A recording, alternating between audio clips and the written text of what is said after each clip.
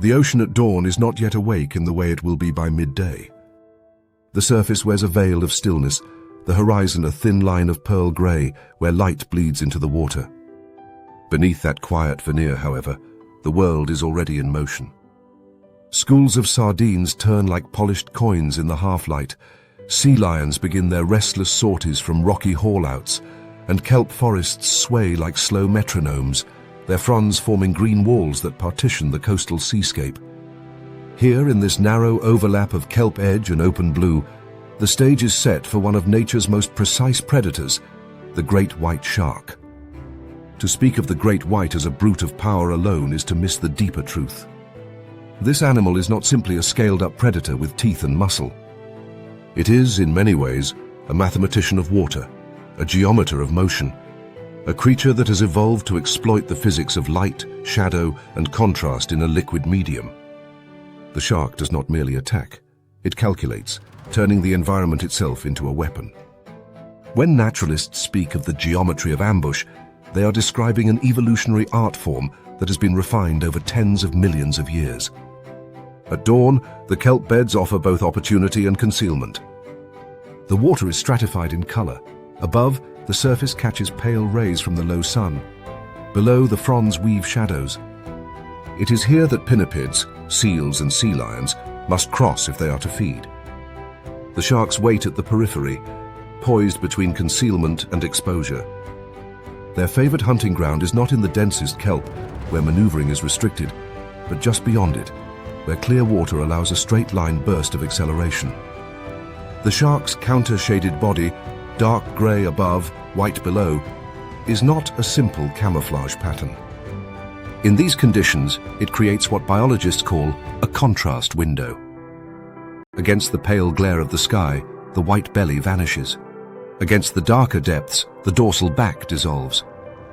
What remains is the sudden flicker of motion only when it is too late for prey to react. Experiments with seal decoys have revealed just how carefully great whites exploit this window. Floating neoprene silhouettes, towed behind boats in seal-rich waters off South Africa and California, trigger attacks only when presented against the correct lighting angles. Place the decoy where the visual contrast does not align, and the sharks ignore it. This is not indiscriminate aggression, but the fine calculation of visual geometry. A shark will often ascend from depths of 10 to 15 meters, choosing the moment when the rising sun throws the silhouette into sharpest relief. It is not coincidence but strategy, a predator playing with optics. The strike itself is a study in physics. Muscles arranged in massive W-shaped myomeres along the flanks fire in a wave, propelling the body in a burst that can exceed 40 kilometers per hour over a short span. From a standstill in the gloom, the shark converts stored elastic energy into forward thrust, aided by a lunate tail built for power. The result, when conditions align, is the iconic breach, an eruption where the animal explodes vertically through the surface with prey clenched in its jaws. These aerial displays, filmed in slow motion, are among the most dramatic events in the natural world. Yet they represent only one variant of the geometry of ambush. Stealth lunges, by contrast, are far more common. When prey are inattentive or the visual conditions poor, the shark opts for a lower energy strike, an oblique angle from below and behind, a sudden acceleration followed by a bite aimed at the hindquarters. Here too, geometry dictates the choice. By targeting the rear, the shark avoids the claws and teeth of defensive pinnipeds and maximizes the chance of disabling the prey with minimal injury to itself. The great white's bite, however, is not always intended to kill outright.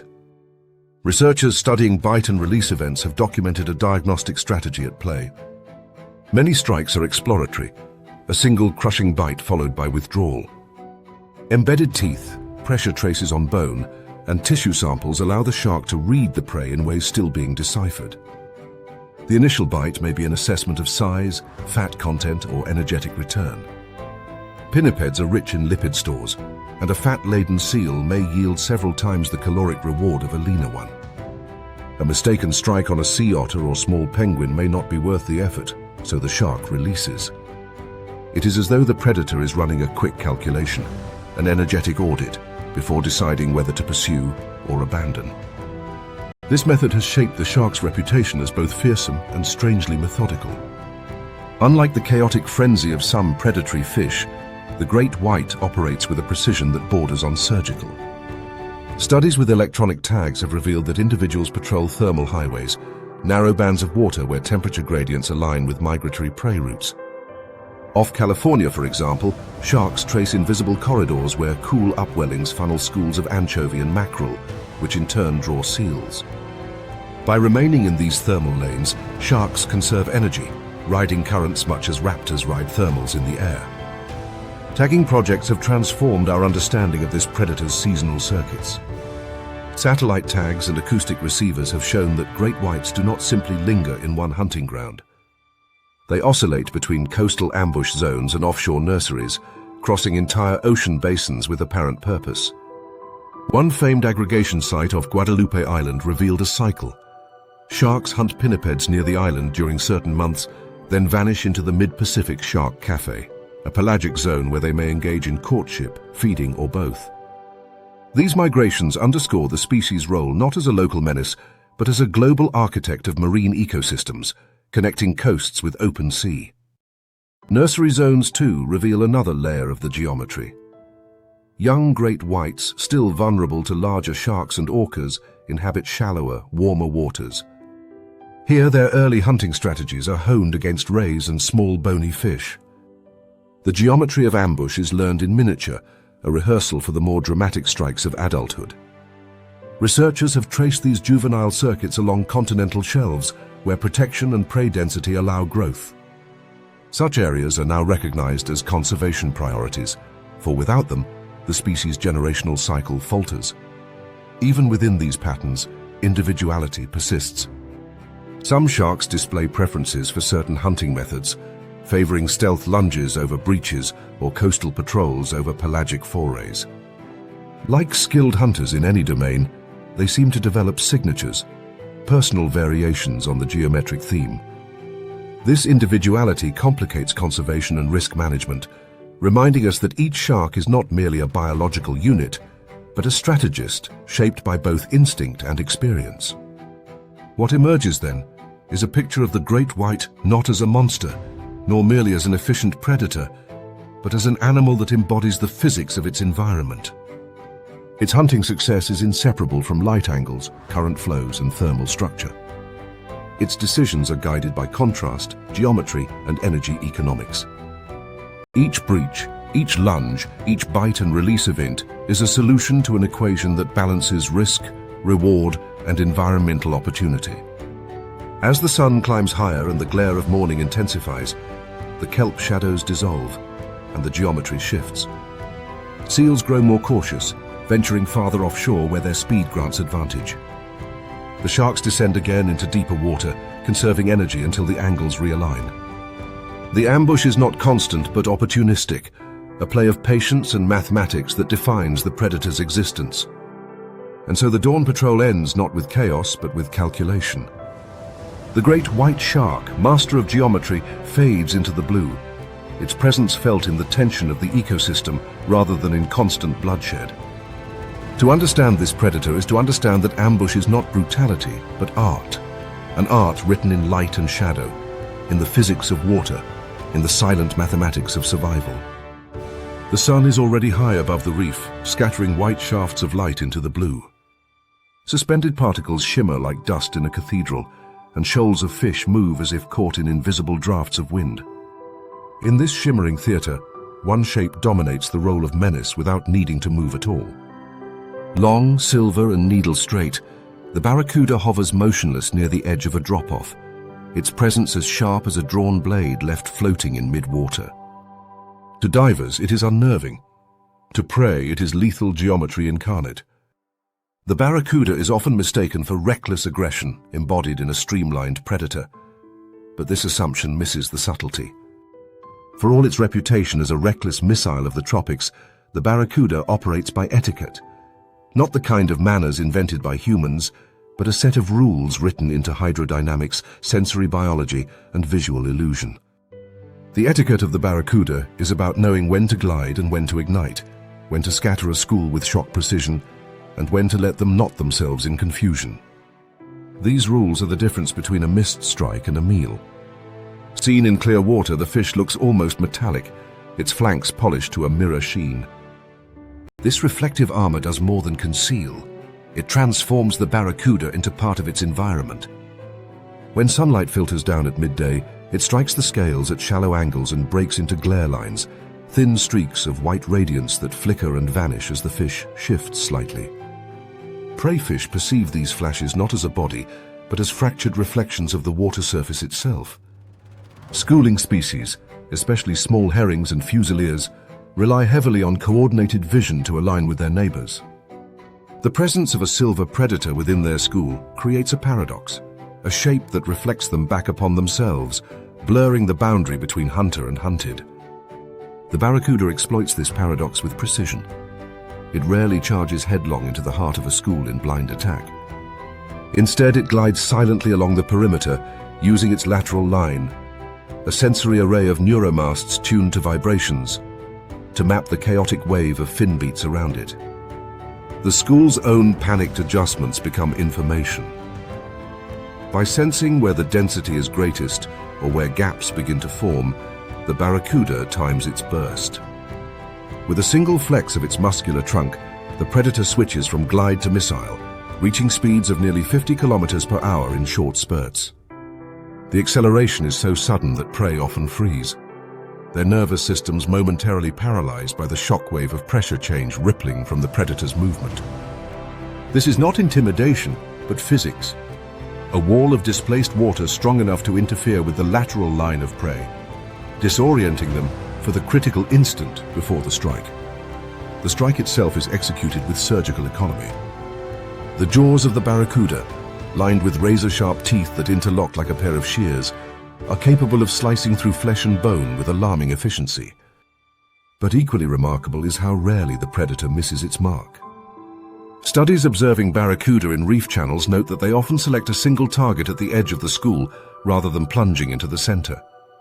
This etiquette of selection reduces wasted energy. The chosen prey is almost always isolated, slightly out of sync with the group, or momentarily distracted. Precision hunting requires not just speed, but restraint. For all its reputation as a sprinter, the barracuda spends much of its time drifting in apparent idleness. Glide stalking conserves energy and reduces detection. Unlike tunas or jacks, which maintain relentless pace, barracudas prefer ambush coupled with sudden acceleration. This energy economy is essential in reef environments where prey is abundant but patchy and where bursts of speed are costly. To glide is to wait for the mathematics of confusion to align. A reflective flank here, a scattering shadow there, until a prey item strays just far enough from the school to be worth the launch. Drop-offs and reef edges provide the perfect geometry for these maneuvers. Here, light plays tricks across the water column. From the blue waterside, the barracuda blends with the shifting glare line of the surface, a vertical beam of brightness that conceals its silhouette. From the reef side, its profile is broken by the dark ridges of coral buttresses. This duality allows the predator to patrol the ecotone where reef life meets open ocean, a highway of constant movement where fusiliers, sardines, and juvenile jacks funnel through in nervous abundance. Among divers and fishermen, myths about barracudas are stubborn. One of the most persistent is the belief that they attack shiny objects such as jewelry, mistaking them for small fish. In truth, while their reflective vision may make them curious about bright flashes, documented attacks on humans are exceedingly rare. Most so-called jewelry strikes are better explained by the barracuda's general response to rapid, unpredictable motion in poor visibility. A hand flailing with a bracelet in murky water mimics the vibration of a panicked fish. The predator responds not out of irrational attraction to metal, but because its evolutionary etiquette dictates a response to cues of vulnerability. If anything, these myths obscure the barracuda's true sophistication, its restraint, its reliance on sensory precision, and its preference for optimal energy returns over random attacks. What is less widely known is the barracuda's behavior after the hunt. Once the burst is over and the prey dispatched, the predator often retreats to the shelter of reef ledges or sandy channels. Here, smaller reef fish, cleaner wrasses and gobies, attend to it. The barracuda submits to cleaning stations much like a reef shark would, holding itself still while parasites and scraps of tissue are picked from its mouth and gill openings. This behavior is an unspoken truce in the reef's economy. The predator tolerates tiny fish darting inside its jaws because the service they provide maintains its health. The etiquette extends even here, in the moments after violence, when a creature designed for speed and cutting precision transforms into a patient client in the reef's communal marketplace. These cleaning interactions are vital for the barracuda's survival. Open wounds from prey struggles or micro tears from rapid acceleration would fester without the attentions of cleaner species. In turn, the wrasses gain sustenance from the detritus. It is a reminder that even apex hunters are woven into networks of dependence. Their ferocity in one moment is balanced by their vulnerability in another. The barracuda's etiquette extends beyond physiology into ecological role. By targeting primarily mid-sized schooling fish, it acts as a regulator of populations that might otherwise overwhelm reef systems. In culling the distracted, the slow, or the slightly malformed, the predator enforces selection pressures that ripple through generations. The flash of silver that terrifies shoals is also the brushstroke of evolutionary refinement. To watch a barracuda at rest, its body hovering like a suspended spear, is to sense potential energy coiled within a frame evolved for sudden release. Yet what fascinates is not the strike alone, but the restraint that precedes it. The etiquette of ambush is as much about waiting as it is about lunging, as much about blending as about cutting. Where humans imagine reckless violence, nature has crafted a predator that calculates with patience, acts with precision, and recedes into stillness as quickly as it explodes into speed.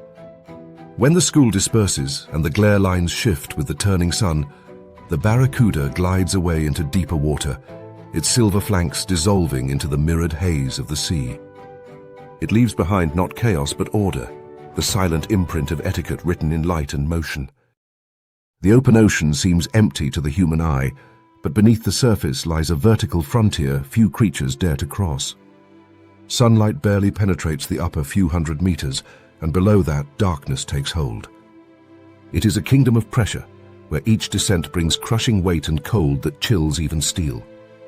Into this abyss plunges the sperm whale, an animal that redefines what it means to be a predator. Its dives are not fleeting incursions, but deliberate expeditions, journeys into black canyons where giants hunt giants. When a sperm whale begins its descent, the surface world falls away quickly. The whale exhales before diving, reducing buoyancy and minimizing nitrogen in its lungs to prevent decompression problems. Its ribcage collapses inward with a flexibility unique among large mammals, compressing the lungs without damage. Oxygen is not stored primarily in the lungs, but in vast reserves bound to myoglobin in muscle and hemoglobin in blood. The whale slows its heart rate, diverting circulation only to essential organs like brain and heart. In this way, it stretches its oxygen budget for dives lasting up to 90 minutes, reaching depths beyond 1,000 meters. The destination of these dives is often submarine canyons, places where upwellings and currents gather life in unusual abundance. Down here roam the elusive prey that sustains the leviathan, deep-sea squid, including the legendary giant squid that itself may stretch longer than a school bus. To humans, encounters with such creatures remain rare, but the whales leave evidence of these battles on their skin. Sperm whales are often cross-hatched with white scars, circular and jagged marks left by the suckers and hooks of squid arms. Each scar is a cartographic record of a predator's life, a living archive of encounters in the abyss. Yet it is not sheer size or stamina that makes the sperm whale a ruler of the deep. It is sound. From a specialized organ complex in its massive forehead, the spermaceti organ and the junk, filled with oil and connective tissue, it produces clicks of astonishing power. These clicks, arranged into rapid-fire trains, serve both as echolocation and communication. They are the loudest biological sounds on Earth, reaching over 200 decibels, powerful enough to rattle the bones of prey and echo across kilometers of ocean. In the dark canyons, light is useless, sound is vision. The whale paints its environment with acoustic pulses, mapping the movements of squid with precision beyond human sonar. The structure of these clicks is layered with meaning. Slow, rhythmic clicks are used in long-range communication between individuals, while rapid buzzes mark the final stages of a hunt as a whale closes on prey. Among social groups, distinctive sequences called codas act like dialects, signatures that bind units together. These codas are learned behaviors, passed down through generations, giving rise to cultural divisions within sperm whale populations. In this way, sperm whales are not just predators, but carriers of tradition, their societies structured by sound as much as by blood. At the heart of these societies are the matriarchs. Female sperm whales live in stable units of about a dozen individuals, often related, led by experienced females who guide the group to feeding grounds and safe calving areas. Within these units, cooperative care of young is the norm. Mothers dive to hunt, leaving calves in the company of babysitters, other females or even older juveniles who guard the creche at the surface.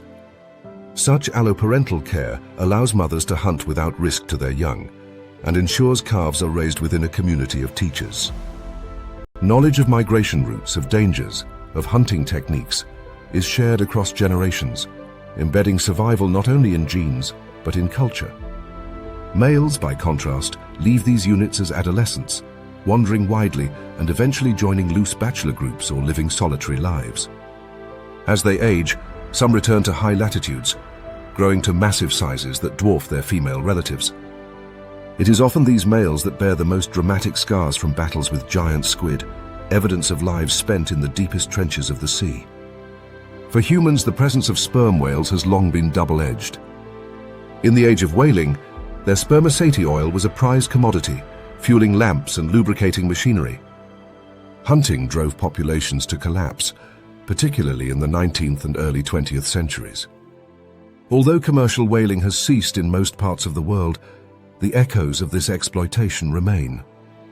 Populations are still recovering, and the scars of harpoons linger in cultural memory as much as in the whales' own histories. Today, their greatest threats come not from harpoons, but from noise and ships. The ocean, once dominated by the sounds of wind and waves, is now saturated with the drone of engines, the hammer of seismic surveys, and the ping of military sonar. For an animal that lives by sound, this intrusion is profound. Noise pollution can mask communication, disrupt navigation, and even drive whales to strandings when startled by sudden blasts. Ship strikes, too, are an ever-present danger, especially as global trade routes expand. Sperm whales, surfacing to breathe after long dives, are vulnerable to the blunt force of vessels they cannot hear in time. Solutions are not hypothetical. Studies have shown that slower ship speeds dramatically reduce both collision risk and underwater noise. Rerouting vessels away from known whale habitats or canyon feeding grounds offers further protection. For the sperm whale, whose dives follow predictable patterns tied to submarine topography, such measures could mean the difference between recovery and renewed decline. The choices humans make, shipping lanes, speed regulations, acoustic management, ripple directly into the lives of these deep-diving titans. What makes the sperm whale remarkable is not only its size, not only its power, but the integration of biology, culture, and ecology into one survival strategy. Its physiology allows it to hunt where no other mammal can. Its soundscapes connect individuals across kilometers of dark water. Its social units teach and protect the next generation. Even its scars, born visibly on the surface, are reminders of an ecosystem that thrives out of sight, battles fought in silence beneath crushing pressure. To watch a sperm whale at the surface, breathing in slow, deliberate spouts, is to glimpse only the brief interlude between expeditions. Soon it will arch its back, raise its tail flukes high, and vanish into the blue. Downward it will go, past light and warmth, into the canyons where thunder replaces sight.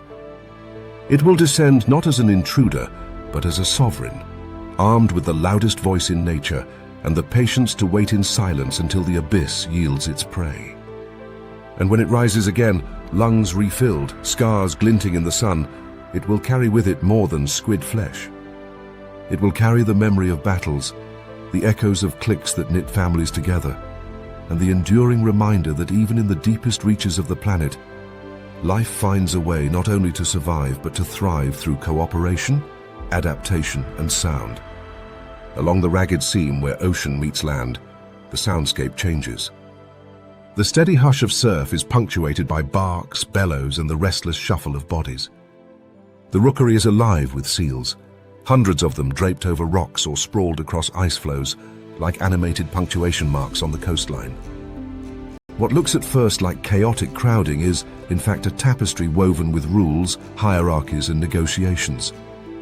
To live as a seal is to navigate not only the hazards of deep water, but also the politics of dry land, where breathing, blubber, and social standing intersect in a survival strategy as complex as any parliamentary chamber. The haul-out site is the beating heart of seal society. Here, the politics of reproduction and dominance play out with brutal clarity. Males, especially among species like elephant seals, wage violent battles for prime real estate, those coveted stretches of beach closest to the water's edge, where females are most likely to gather. Their clashes are spectacles of stamina and intimidation, where inflated chests, guttural roars, and bloody jousts determine who claims a harem and who is banished to the margins. Yet not all seals rely on brute force. Some species, like harbour seals, adopt looser systems in which males establish aquatic territories offshore, competing more with stealth and display than outright violence.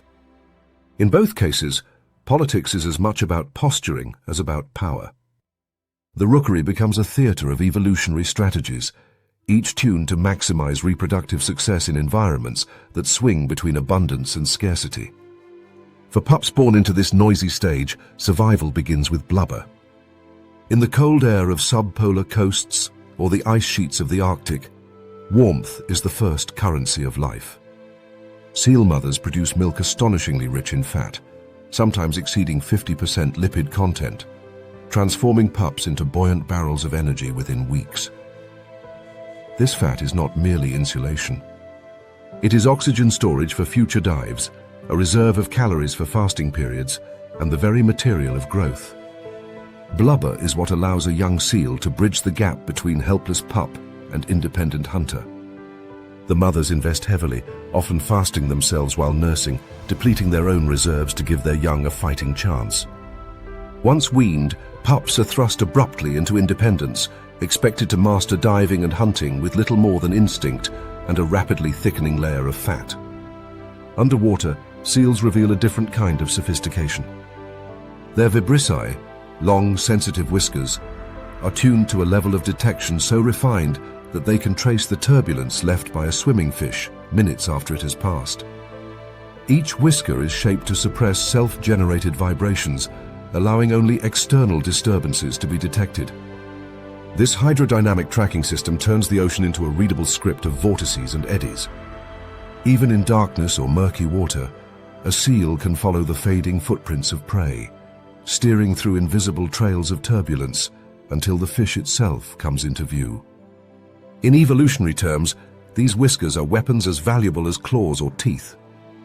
Predation pressure, however, ensures that seals are always balancing their role as hunters with their vulnerability as prey. Sharks, particularly great whites, target them with lethal precision. Seals respond with zigzag swimming patterns near the surface, sudden direction changes that exploit their agility and force sharks to waste energy in aborted strikes. They use the cover of kelp forests where long bodies can twist and roll in spaces too tight for a shark to maneuver. Some species, like the Cape Fur seal, are known to mob approaching sharks, darting in and out in coordinated harassment until the predator withdraws. It is a reminder that survival is not just about speed, but about strategy, turning intelligence and coordination into defenses as potent as teeth. The divide between ice and rock imposes contrasting lifestyles. In polar seas, species like the ringed seal and Weddell seal depend on ice as both nursery and shield. They excavate breathing holes, scraping away at the ice with claws until a small aperture connects them to the surface. These holes are lifelines, guarded fiercely against freezing over. Mothers hide pups in subnevean layers, snow caves carved above the breathing holes, offering shelter from the cold and camouflage from prowling polar bears.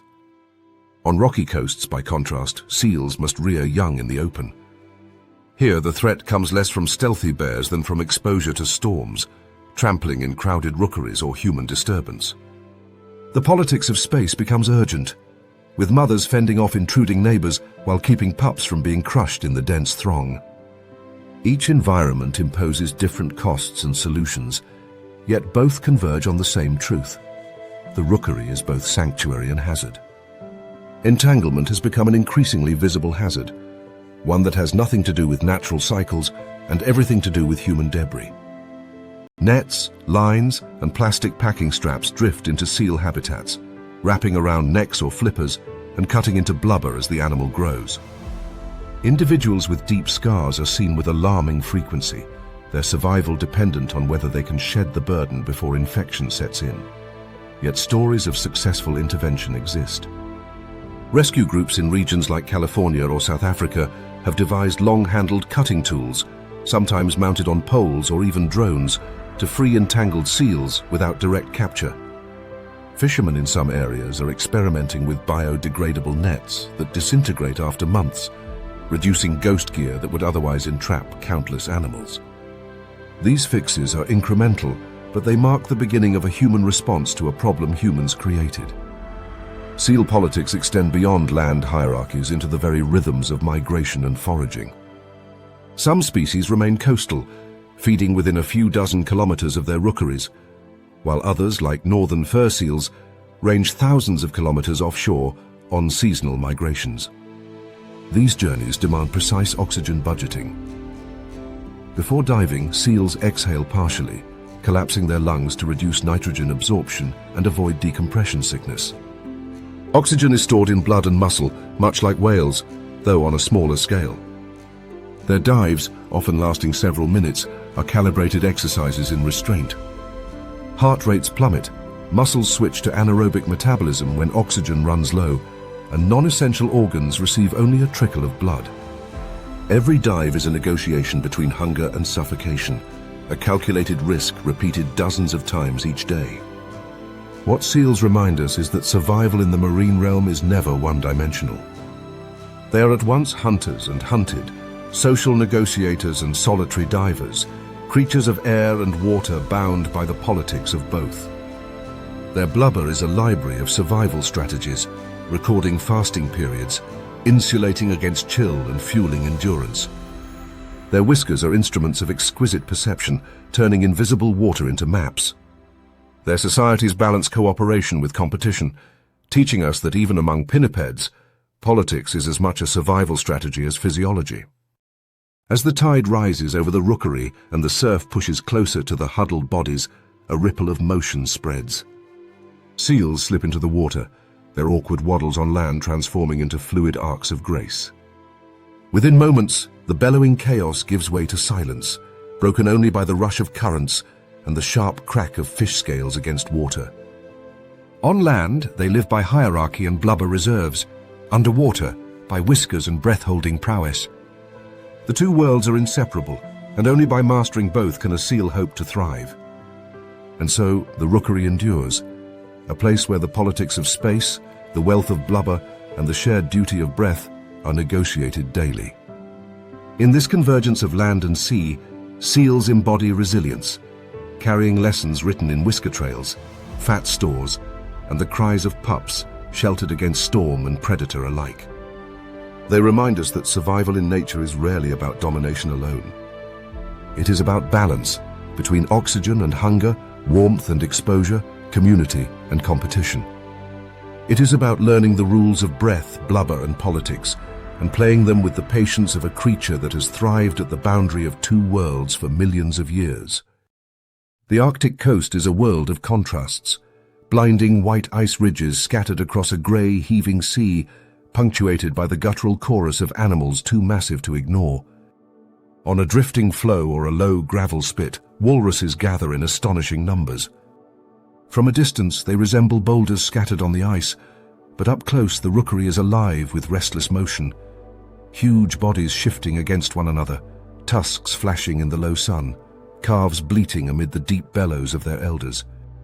They are at once imposing and ungainly, marine mammals that embody both the grace of deep divers and the clumsiness of life on land. And beneath their blubber, whiskers and tusks lies an ecological role that is equal parts bulldozer, vacuum cleaner and Arctic aristocrat. A walrus at sea transforms from sluggish giant into benthic specialist. Its true quarry is not seal, fish or squid, but clams, billions of them buried just beneath the sediment of shallow continental shelves. To feed, a walrus dives to the seafloor and orients its muzzle downward, pressing its face into the substrate. The whiskers, or vibrissae, form an array of tactile sensors as refined as any blind man's cane. Each whisker is packed with blood vessels and nerves, capable of detecting the faintest shapes and ridges within the mud. With hundreds of these sensitive bristles probing simultaneously, the walrus maps the unseen surface of the benthos in real time. Clams are identified not by sight but by touch, distinguished from stones or empty shells through patterns of vibration felt along the whisker field. Once prey is located, the walrus does not dig with tusks as myths suggest. Instead, it deploys a far subtler trick: suction feeding. It forms a tight seal with its lips against the shell, retracts its tongue, and creates a sudden vacuum that pulls the soft body of the clam directly from its shell, leaving the empty case behind. These suction events are violent bursts of negative pressure, strong enough to strip mussels or snails from rock as well. In a single dive, a walrus may consume dozens of clams, swallowing them whole and digesting both meat and energy-rich siphons. Over time, their bulldozing leaves wide patches of overturned seafloor, patches that are soon recolonized by invertebrates and scavengers. Thus, the walrus functions not just as consumer, but as ecological engineer, ploughing the seabed in cycles that shape benthic communities for countless other species. Yet clams and invertebrates are not their only sustenance. When times are lean or calves must be fattened quickly, walruses have been observed preying on seals, especially ringed and bearded seals. These events are rare, but they reveal the opportunism beneath the blubber. A predator weighing more than a ton does not move lightly into alternative diets. But in a region where ice is shrinking and clam beds are shifting northward, the line between specialist and generalist begins to blur. The tusks that define walruses serve functions more complex than feeding. Composed of elongated upper canines, they can reach lengths of a meter in large males and weigh several kilograms apiece. In the water, tusks are anchors. Walruses use them to haul their bulk onto ice floes, a motion so iconic that Inuit languages root the animal's name in the phrase, "one that walks with teeth." On land, tusks are social weapons. Male walruses clash by pressing their tusks against rivals, gouging thick hides in displays that establish dominance within crowded haulouts. Hierarchy is not trivial here. Access to the safest spots on ice floes or to females during the breeding season can mean the difference between passing genes forward or fading into obscurity. Hierarchy is loud. Haulouts reverberate with bellows, grunts and clangs of tusks colliding. The crowding is intense, sometimes thousands of bodies packed shoulder to shoulder on a single beach or floe. Such density comes with risk. When startled by predators, storms or human disturbance, stampedes can erupt, and calves are often the casualties. Guides, whether in ecotourism ventures or indigenous harvest camps, know to approach with caution, maintaining distances that prevent panic. Among the walruses themselves, experienced females often act as stabilizers. These matriarchs position calves toward the center of the group, using their own bodies as barriers during surges. The rookery is not merely chaotic, it is a living negotiation of proximity and protection. Ice is the foundation of this system. Walruses rely on sea ice as floating platforms for rest between feeding dives, nurseries for calves, and safe staging grounds away from terrestrial predators. But as the Arctic warms and summer ice recedes, haulouts shift to land. In some regions, this has produced mass gatherings unprecedented in scale, with tens of thousands of walruses crowding beaches. Such haulouts are vulnerable to disturbance, and when stampedes occur, the mortality is staggering. These events remind us that blubber and tusks alone cannot protect against the loss of habitat. The politics office are now inseparable from the politics of climate change. Blubber, meanwhile, is the walrus's universal asset. It is insulation against frigid water, buoyancy for dives, and an energy reserve for long fasting periods during breeding. Males may fast for months while competing for mates, relying entirely on stored reserves. Calves, by contrast, depend on the caloric density of their mother's milk, which can contain up to half its weight in fat. Nursing is prolonged compared to many marine mammals, often lasting more than a year. This long dependency ties calf survival directly to maternal foraging success, which in turn depends on clam abundance. The chain of dependency is as tight as any in the Arctic. Clams fuel mothers, mothers fuel calves, and calves fuel the future of the herd. The political life of walruses extends beyond the rookery into the seasonal migrations that move herds across hundreds of kilometers. These journeys are not random wanderings, but deliberate oscillations between feeding grounds, ice flows, and coastal haulouts. Along the way, calves must keep pace, often riding on the backs of mothers or clinging to their sides in the water.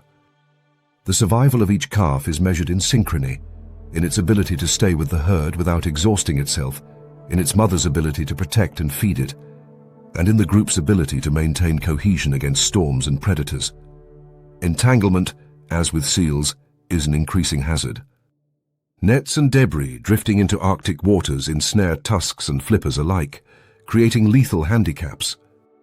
Stories exist of walruses dragging fishing gear across kilometers, weakened until they starve, yet fixes are possible. In some indigenous communities, cooperative monitoring with researchers has introduced gear modifications designed to break under strain from large animals. Such innovations are small acts of political negotiation between human needs and walrus survival. The walrus's role in indigenous cultures underscores its importance beyond ecology. For Arctic peoples, walruses have long been sources of meat, oil, and ivory, embedded in traditions that value sustainable harvests. Today, these cultural connections coexist with global debates over conservation, climate change, and industrial development in the Arctic. In this arena, the tusks become more than tools of dominance. They become symbols of survival, linking human communities and walrus herds through shared dependence on ice and sea. In the end, to watch a walrus herd gathered on ice is to witness an organism larger than any individual. The rookery functions like a single entity, its politics enforced by tusks, its economy driven by clams, its future anchored in blubber. Each dive is a bulldozing of the seafloor, each haul-out a recalibration of hierarchy, each calf a wager on tomorrow's ice. The walrus is not simply a giant pinniped. It is a clam harvester, a social negotiator, and a bellwether of Arctic change. A creature whose life reminds us that survival here is written in the sediment of the seafloor, the thickness of ice, and the echoes of tusks clashing in the cold northern air. The shallow lagoons of the tropics are quiet worlds compared to the restless churn of the open sea. Here, the water rarely darkens beyond a pale turquoise, its clarity revealing swaying carpets of seagrass that ripple with each passing current. To the casual eye, these meadows appear monotonous, a simple underwater prairie. Yet they are anything but static. They are trimmed, tended, and reshaped daily by one of the ocean's most unusual mammals, the dugong, a creature whose role is less predator than gardener, an animal that engineers ecosystems through the deliberate act of eating. The dugong is unmistakable once seen. Shaped like a rotund torpedo, with a broad downturned snout and paddle-like flippers, it glides slowly above the seabed. Its closest relatives are not whales or seals, but elephants, and the connection is visible in its behavior. Like elephants that shape savannas through grazing and trampling, dugongs sculpt the seagrass meadows they feed upon, their movements leaving crop circle scars in the sediment. These feeding trails are not random wanderings but carefully planned foraging lines. The dugong sweeps its muscular lips across the substrate, uprooting entire shoots of seagrass, rhizomes, and all. In doing so, it creates cleanly mown furrows, sometimes meters long, that stand out starkly against untouched meadow. This act of destruction is paradoxically constructive. By disturbing patches of grass, dugongs prevent monocultures from taking hold and encourage regrowth that is younger, more tender and more nutritious. Like rotational grazers on land, they ensure the meadow remains a mosaic of successional stages rather than an overgrown thicket. Their cropping also aerates sediments, releasing nutrients that fuel microbial and invertebrate communities. Where dugongs graze, biodiversity increases, from shrimp and sea cucumbers to fish that forage in the disturbed trails. The animal becomes an unwitting landscaper, pruning the underwater pasture into healthier, more productive form. Slow metabolism dictates much of the dugong's rhythm. Unlike dolphins, which burn energy in bursts of speed, or seals, which rely on intense dives, dugongs live at a pace closer to grazing cattle. They spend most of their day feeding, consuming vast quantities of seagrass to fuel bodies that can exceed 300 kilograms. Their digestive system is specialized for breaking down cellulose, employing a long gut and microbial fermentation, much like their terrestrial elephant cousins. Yet efficiency is modest. Energy yields are low, which is why dugongs graze almost constantly, their existence one long procession through meadows that must be endlessly replenished. Calves, born after a gestation of more than a year, are raised in close company with their mothers. For the first months of life, they nurse on milk rich in fat, clinging to their mother's sides as she grazes. When calves begin venturing into open water, they adopt a behavior known as drafting, swimming directly behind their mother's tails. This position reduces drag, allowing the calf to travel with far less energy expenditure, much as cyclists benefit from slipstreams in a peloton. The drafting strategy buys calves the time they need to develop their own stamina and grazing skills. It is a subtle reminder that even in such placid animals, survival is a game of energy accounting, where every joule saved can be reinvested in growth. Seagrass meadows themselves are more than pastures. They are engines of planetary stability, storing carbon in sediments at rates rivaling or exceeding tropical forests. The act of grazing stimulates turnover and keeps meadows in a state of active productivity, which enhances their capacity to lock carbon underground. A single dugong's feeding furrow disturbs sediments, but the meadow as a whole benefits, continuing to sequester carbon in deep layers while recycling nutrients above.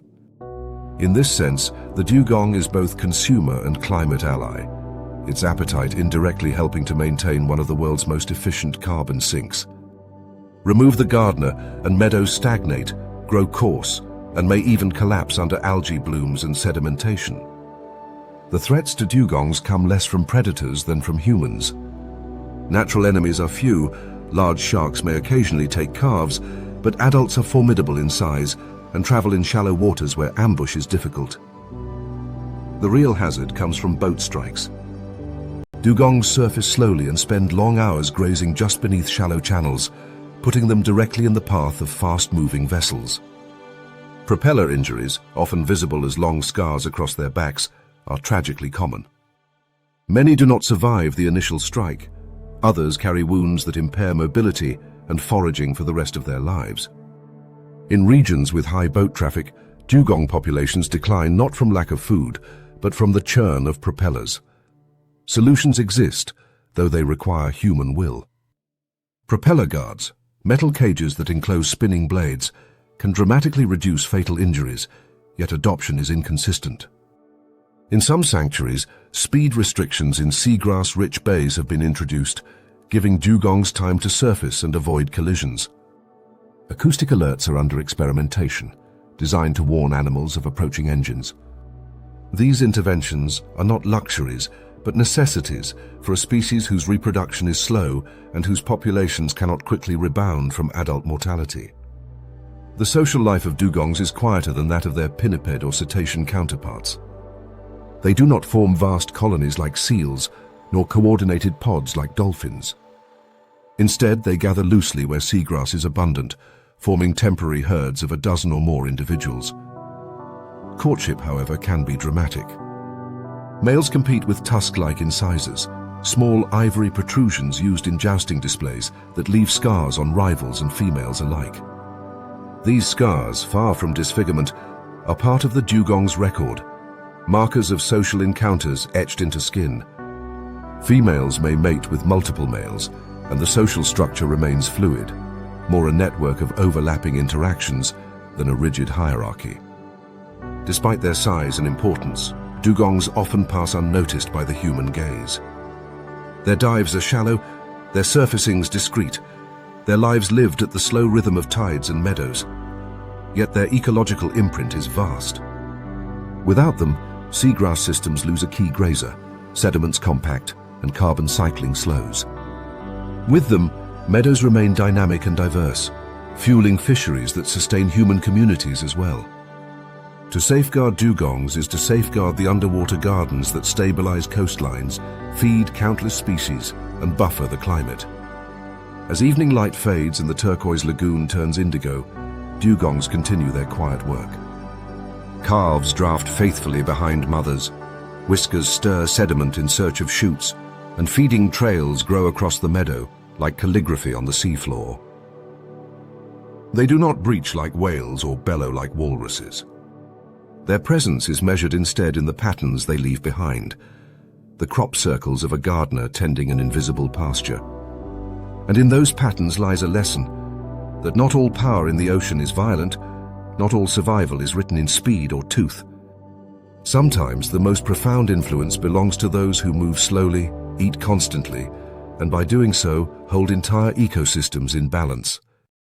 The Pacific coastline is restless, where waves crash against rocky outcrops and surge through forests of kelp that stretch skyward from the seafloor like underwater redwoods.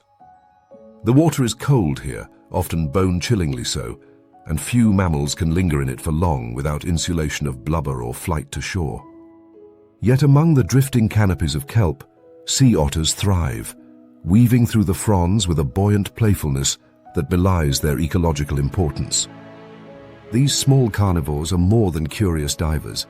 They are guardians of entire ecosystems, their survival strategies turning them into keystone actors, whose presence determines whether kelp forests stand tall or collapse into barrens. Unlike whales or seals, sea otters have no thick blubber to shield them from the cold. Instead, they rely on fur, not ordinary fur, but the densest in the animal kingdom, with as many as 1 million hairs per square inch. Each hair traps a layer of air against the skin, creating insulation that functions as a dry suit. The maintenance of this fur is a matter of life and death. Otters spend hours each day grooming, blowing air into their coats and working through every patch with meticulous care. If oil or pollutants coat these hairs, the insulation fails, and hypothermia can set in within minutes. This reliance on fur instead of fat ties them intimately to the health of their environment and explains why oil spills are among their most devastating threats. Beneath this dense coat, the otter's body is tuned to a fast metabolic rhythm. They burn energy at a rate far higher than similar-sized mammals, consuming up to a quarter of their body weight in food each day. The demand is immense, and it pushes them into constant foraging. Here their ingenuity shines. Sea otters are tool users, carrying smooth stones or even shells tucked into loose folds of skin under their forearms. These natural pockets serve as storage compartments, allowing otters to transport both food and tools. At the surface, they float on their backs, place a stone on their chests like an anvil, and pound shellfish against it until the hard casing shatters. Clams, mussels, snails, and most famously, sea urchins, all fall victim to this hammering precision. Urchins are the fulcrum of the otter's ecological role. Left unchecked, sea urchin populations expand rapidly, grazing voraciously on kelp holdfasts until entire forests are devoured, leaving barren rock. Such urchin barrens support far less biodiversity than kelp forests, depriving countless fish, invertebrates, and marine birds of shelter and food. Where otters are present, however, urchins are controlled. By feeding selectively on the largest and most active grazers, otters prevent population explosions and allow kelp to flourish. This single predatory relationship cascades across ecosystems. Fish thrive in the kelp, seabirds feed on the fish, and even carbon sequestration increases as kelp absorbs carbon dioxide at prodigious rates. In this sense, each otter pounding a sea urchin with a stone is also holding up the scaffolding of a forest and buffering the planet against climate change. Thermoregulation is another axis of their survival strategy. Beyond fur, otters generate heat by maintaining a high metabolic rate fueled by constant feeding. Their internal temperature remains steady even in waters near freezing, but the cost is relentless hunger. For mothers raising pups, the energy demand is especially steep. Pups are born with fur too buoyant for diving, effectively trapping them at the surface until their first molt. During this period, mothers must hunt constantly while keeping their pups afloat, often wrapping them in kelp fronds to anchor them in place while they dive. This act of tethering, both practical and tender, illustrates the fusion of maternal instinct with ecological adaptation. Sea otter's recovery story is one of conservation's most celebrated successes, yet it remains fragile. Once numbering in the hundreds of thousands across the North Pacific Rim, they were nearly exterminated by the fur trade in the 18th and 19th centuries. Their pelts, coveted for unparalleled softness and density, drove them to the brink of extinction, with only scattered remnant colonies surviving in remote areas. International protections in the 20th century allowed populations to rebound, and in places like Alaska and California, kelp forests returned in tandem with the otters, yet the threats are not gone. Oil spills continue to pose existential risks, as seen during the Exxon Valdez disaster, where thousands perished. New pressures have emerged as well. In some regions, orcas, deprived of their traditional prey such as seals and whales due to shifts in abundance, have turned to otters. For a predator the size of an orca, an otter is hardly a meal, but repeated predation can decimate local populations. In parts of the Aleutian Islands, this dietary shift has cascaded into a new ecological collapse. With fewer otters, urchins once again overran kelp forests, reducing biodiversity in a reversal of earlier gains. Such dynamics illustrate the delicate balance of top-down control in ecosystems, where even small changes ripple outward dramatically. Human impacts are not solely negative. In some areas, communities have become active stewards of otters, recognizing their role in supporting fisheries and tourism. By protecting otters, they indirectly protect kelp forests, which in turn sustain fish stocks. The feedback loop demonstrates that conservation is not charity, but investment in ecological infrastructure. Propagation efforts, monitoring programs, and marine protected areas all contribute to stabilizing populations. Yet success hinges on vigilance, for otters reproduce slowly, and the loss of even a modest number of adults to oil, entanglement, or predation can set back recovery for decades. What is remarkable about sea otters is how seamlessly biology, behavior, and ecosystem health converge. Their tool use reflects not only intelligence but necessity, an adaptation to hard-shelled prey that transformed them into ecosystem engineers.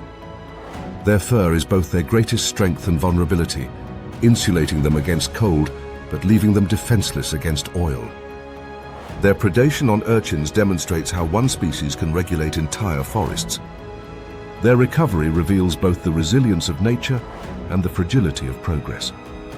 Floating among the kelp fronds, an otter embodies contradiction. Playful yet relentless, delicate yet powerful, small in body, yet vast in influence.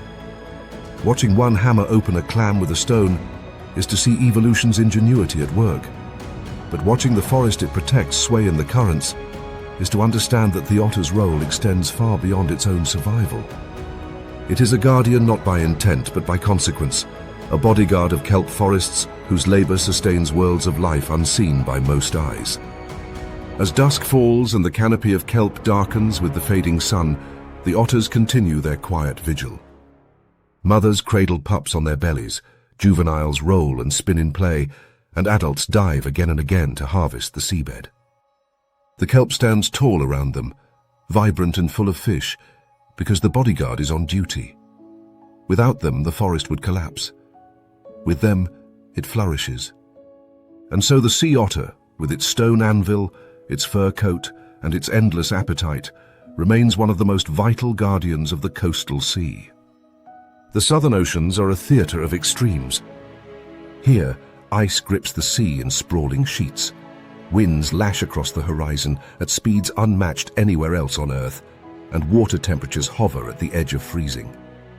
Yet within this stark environment, penguins carve out a life of resilience and grace. On land, they may look comical, upright, waddling, often tumbling across ice ridges. But once they enter the water, they transform utterly. They become torpedoes of air and light, streamlined predators whose survival depends on a suite of adaptations that blend physics, physiology, and social cooperation into one of nature's most remarkable success stories. The first secret of their speed lies in bubbles. As penguins dive, they compress air into the mesh of their plumage, trapping it in a lattice that serves both insulation and buoyancy. When they prepare to accelerate, particularly when launching from depth toward the surface, they release this air in a controlled torrent. The bubbles act as lubrication, reducing drag against their bodies and allowing them to surge forward at velocities otherwise impossible. Scientists studying Adelie and emperor penguins have documented this phenomenon with high-speed cameras, revealing how entire flanks shimmer with silver streams of bubbles as the birds streak toward breathing holes. The release is not random but timed, a burst of speed to outmaneuver prey, or a sudden surge to evade a waiting leopard seal. Countershading provides a second layer of protection. Their dark dorsal feathers merge with the gloom of deep water when seen from above, while their white bellies vanish against the brightness of the surface when seen from below. This natural camouflage, augmented by the mirror-like sheen of bubble trails, makes them elusive targets in the water column.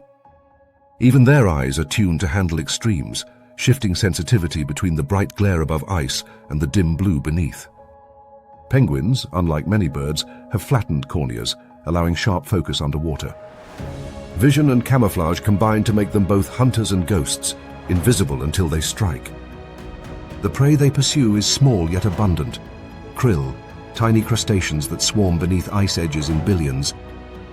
To hunt them, penguins use coordinated chases. Schools of krill scatter in response to a predator's advance, but penguins are fast enough to cut through the swarm, snapping prey in rapid succession.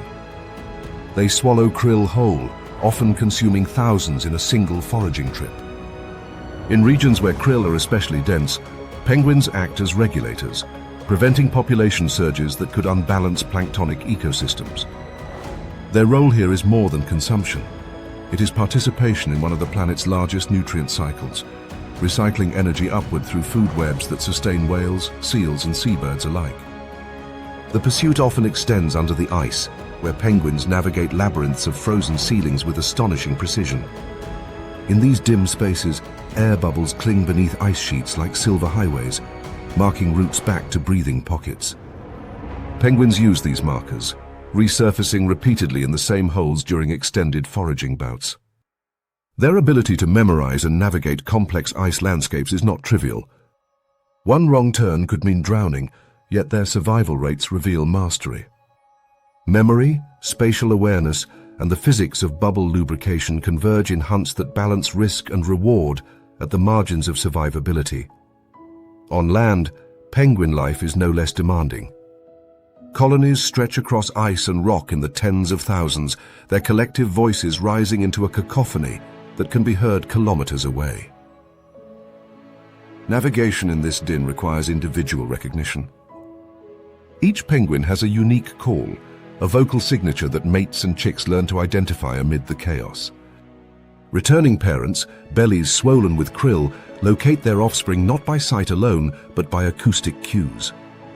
This recognition system is precise, allowing pairs to reunite even in the most crowded rookeries. Heat management within these colonies is as critical as food acquisition at sea. In the depths of Antarctic winters, emperor penguins huddle in tightly packed clusters, bodies pressed together in a living wall against the cold. The huddle is dynamic, not static. Individuals on the outer edge slowly rotate inward, trading positions with those in the center. This cooperative system ensures that all members share both exposure and warmth, a literal exchange of heat that can mean survival when temperatures plunge to -40 degrees Celsius. Studies using thermal imaging reveal waves of motion through the huddle, small coordinated shifts that ripple across thousands of bodies to prevent gaps and maintain insulation. The colony itself becomes a superorganism, its collective warmth greater than the sum of its parts. The hazards, however, do not vanish once the birds return to water. At the ice edge, leopard seals patrol with relentless patience. Camouflaged beneath floating ice, they wait for penguins to launch, striking with jaws that snap prey whole. Penguins adapt through unpredictability. Rather than entering singly, they mass near the edge, launching in bursts of dozens at once. The confusion reduces the odds of any one bird being taken.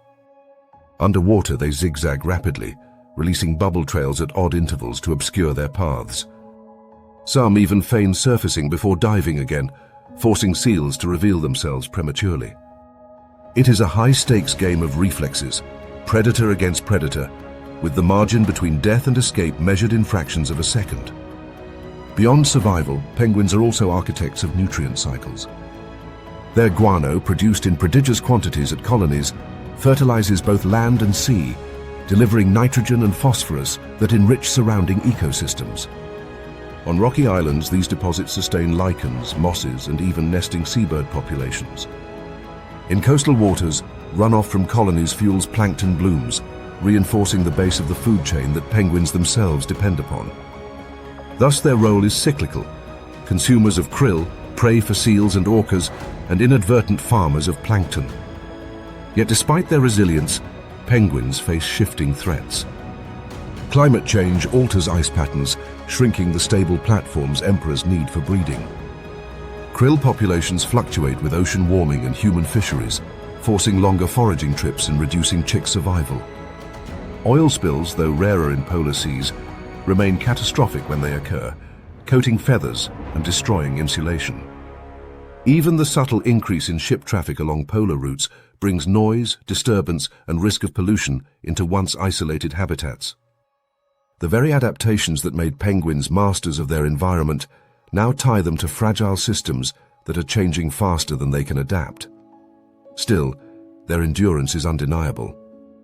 For millions of years, penguins have persisted through ice ages and interglacial thaws, refining their craft as torpedoes of air and light. Their success lies not in brute force, but in the seamless fusion of biology with physics: bubble lubrication to slash drag, countershading to vanish in plain sight, communal huddles to trade heat, and uncanny navigational skills beneath shifting ice. Each adaptation reveals the way evolution bends ingenuity to necessity, sculpting creatures that turn the harshest environments into theaters of survival. As the Antarctic sun sets, casting long golden shafts across the ice, a line of penguins shuffles toward the water. They hesitate at the edge, bodies packed tightly, calls echoing in the frozen air. Then as one they launch, bubbles erupting, white bellies flashing, dark backs disappearing into blue. In seconds, the waddle becomes a storm of torpedoes, cutting through water with a grace that no land observer would guess. The ice above gleams with bubbles, the krill scatter in clouds of pink, and somewhere in the gloom, a leopard seal lunges. It is a dance as old as the ice itself, a dance where air and light fuel life in a place that to humans feels impossible. The penguins endure, guardians of krill, builders of nutrient cycles, masters of both community and hydrodynamics. They are more than birds of the cold. They are living testaments to adaptation, reminders that even in the harshest corners of Earth, life finds not just survival, but elegance. On a low-tide morning, the beach appears to breathe. Across the wet sand, thousands of tiny pellets are arranged in delicate spirals, constellations and radial fans that stretch outward from small burrows like celestial maps. These are not idle patterns etched by waves, but the work of sand bubbler crabs, miniature engineers that sift grains for microscopic meals and leave behind a landscape of art. Each pellet is a discarded grain, stripped of its organic coating and rolled aside with precision. From above, the shore becomes a mosaic of geometry, testimony to the sheer scale of crab activity. These animals, though often overlooked, are tireless recyclers, their lives entangled with the rhythm of tides and the architecture of reefs. Crabs are not a single form, but a vast guild of designs, ranging from pea-sized hermits to hulking coconut crabs that climb trees. What unites them is the exoskeleton, a shell that must be shed and regrown throughout life. This constant process of molting is more than growth. It is renewal, an opportunity to repair damage, expel parasites, and even reset internal balances of minerals. The shell is armor, weapon, and signal all at once, yet armor alone is insufficient. Crabs survive by strategy, by manipulating shells, sediment, and even other organisms into a perpetual game of concealment and expression. Among the most striking players in this shell game are fiddler crabs. On mudflats, males raise oversized claws that gleam in sunlight, waving them in rhythmic displays that serve as both territorial warnings and courtship rituals. These signals are costly. The massive claw is unwieldy for feeding and imposes energetic burdens. But it functions as an honest advertisement of health. A male that can grow and wield such an appendage while still maintaining condition demonstrates genetic fitness. Females choose not merely the claw, but the survival strategy behind it. For the fiddler, communication is architecture, claw waves becoming the semaphore of survival. Decorator crabs take the shell game in another direction. Their bodies sprout hooked setae, minute Velcro-like hairs to which they attach fragments of algae, sponge, and even living anemones. This camouflage is not passive but curated. A crab in a sponge-rich habitat may cloak itself in sponge fragments, while one near seaweed trims blades to match its carapace. Some go further, employing organisms with defensive chemicals or stinging cells as living armor. In this sense, decorator crabs are gardeners and chemists, creating mobile fortresses whose composition reflects the ecology of their habitat. Their shell is not fixed, but an ever-changing collaboration with other species, a partnership that blurs the boundary between animal and environment. Beyond individual adaptations, crabs collectively shape ecosystems through their roles as cleaners and recyclers. On reefs, they patrol crevices, consuming detritus, carrion, and algae that would otherwise smother corals. By clipping away overgrowth, they create space for polyps to breathe and photosynthesize. In mangroves and mudflats, burrowing crabs aerate sediment, allowing oxygen to penetrate layers that would otherwise become anaerobic. This bioturbation enhances nutrient cycling, fertilizing the very plants that stabilize coasts. Even their cast-off molts contribute to food webs, providing calcium and protein for scavengers.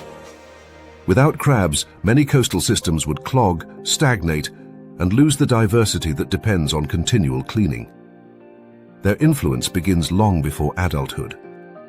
Crab larvae drift in the plankton, tiny zoai carried by currents across vast distances. These larvae are transparent and spined, fragile bodies suspended in the flow, subject to the whims of tides and winds. Mortality is staggering. Only a fraction survive to settlement. Yet this dispersal ensures genetic mixing across populations and connects distant reefs into metapopulations. In a sense, the ocean is stitched together by larval drifts, with crabs as one of its primary threads. These invisible migrants remind us that reef architecture is not only built by corals, but by countless small travelers seeding populations across the sea. Sand bubbler crabs, fiddlers, decorators, and reef cleaners may seem disparate, but they share a role as engineers. The reef itself depends on their constant recycling of energy. By shredding plant matter, aerating sediments, and scavenging remains, they channel nutrients back into circulation. Fish and invertebrates exploit their burrows as refugees. Seagrass meadows benefit from their sediment turnover. Even birds and mammals depend on the productivity that crabs maintain. Remove these shell game players, and the architecture of entire coastlines begins to unravel. The politics of crab life extend into competition for shells. Hermit crabs, which do not grow their own armor but inhabit abandoned mollusk shells, rely on a chain of vacancy and inheritance. When a new shell washes ashore, crabs line up in size order, exchanging homes in a synchronous swap known as a vacancy chain. Each individual upgrades to a slightly larger shell, cascading benefits down the line. Such cooperation in competition exemplifies the paradox of crab survival. Even in rivalry, there is communal rhythm, a choreography that ensures resources are redistributed rather than wasted. Crabs are also barometers of environmental stress. Their abundance in tidal flats and estuaries makes them vulnerable to pollution, habitat destruction and climate change. Rising seas inundate mudflats where fiddlers build burrows. Warming waters alter the drift patterns of larvae. Ocean acidification compromises the strength of exoskeletons. Yet resilience runs deep. Many species tolerate salinity swings that would kill other crustaceans, adjusting their internal osmoregulation across brackish gradients. Some even expand into urban coasts, surviving in harbors and seawalls. Their adaptability is both their shield and their signal. When crabs vanish, it warns of ecological imbalance severe enough to topple even these hardy engineers. To watch crabs at work is to see both subtlety and force. On a reef, a decorator crab blends so perfectly into coral that only its movement betrays it. On a mudflat, fiddlers turn the surface into a gallery of waving claws, each a semaphore of ambition. On a beach, sand bubbler spirals bloom at dawn, like transient mandalas, erased each day by the tide. Underneath, burrowing crabs churn sediment in unseen labor that sustains coastal vegetation. The diversity of strategies converges into one truth. Crabs do not simply inhabit ecosystems, they engineer them through countless small acts of recycling, signaling, and camouflage. As the tide returns and water floods the flats, the pellets of sand dissolve. The waving claws sink below, and the decorator's fortress becomes invisible once more. Yet the reef, the meadow, and the coast remain shaped by their work. Crabs are not dramatic hunters or leviathans. They are architects of the unnoticed, engineers of the small. And in their endless shell games, the structure of marine life itself is maintained. When daylight slants across the reef and the last parrotfish tuck themselves into mucus cocoons, another society stirs from the shadows. Lobsters, long concealed in caves and crevices, emerge into the darkened seascape like armored knights rising for a nocturnal procession. Their world is one of feudal territories, chemical whispers, and nightly pilgrimages across sand plains.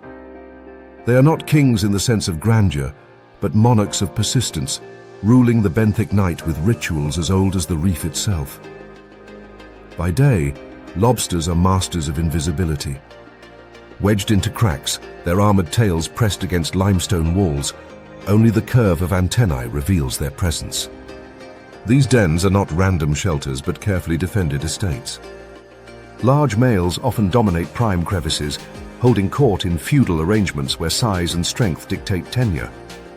Within these refuges, social order is negotiated not through outright carnage, but through posturing. Antennae become jousting lances, clashing in whip-crack strikes that measure reach, stamina, and nerve. When two rivals face off, the arena is narrow, their antennae whipping against each other in sharp arcs, scraping carapace and leaving no doubt about intent. Most contests end before true injury, for in a realm of thick shells and slow growth, energy must be spent wisely. Victory belongs not always to the strongest, but to the most relentless, the lobster that signals dominance long enough for its rival to retreat. These confrontations are not silent. Lobsters are chemists of the reef, their antennae not only weapons but sensors, covered in arrays of chemoreceptors that blur the line between smell and taste. Every flick draws in molecules from the water, passing traces of prey, predators, and rivals.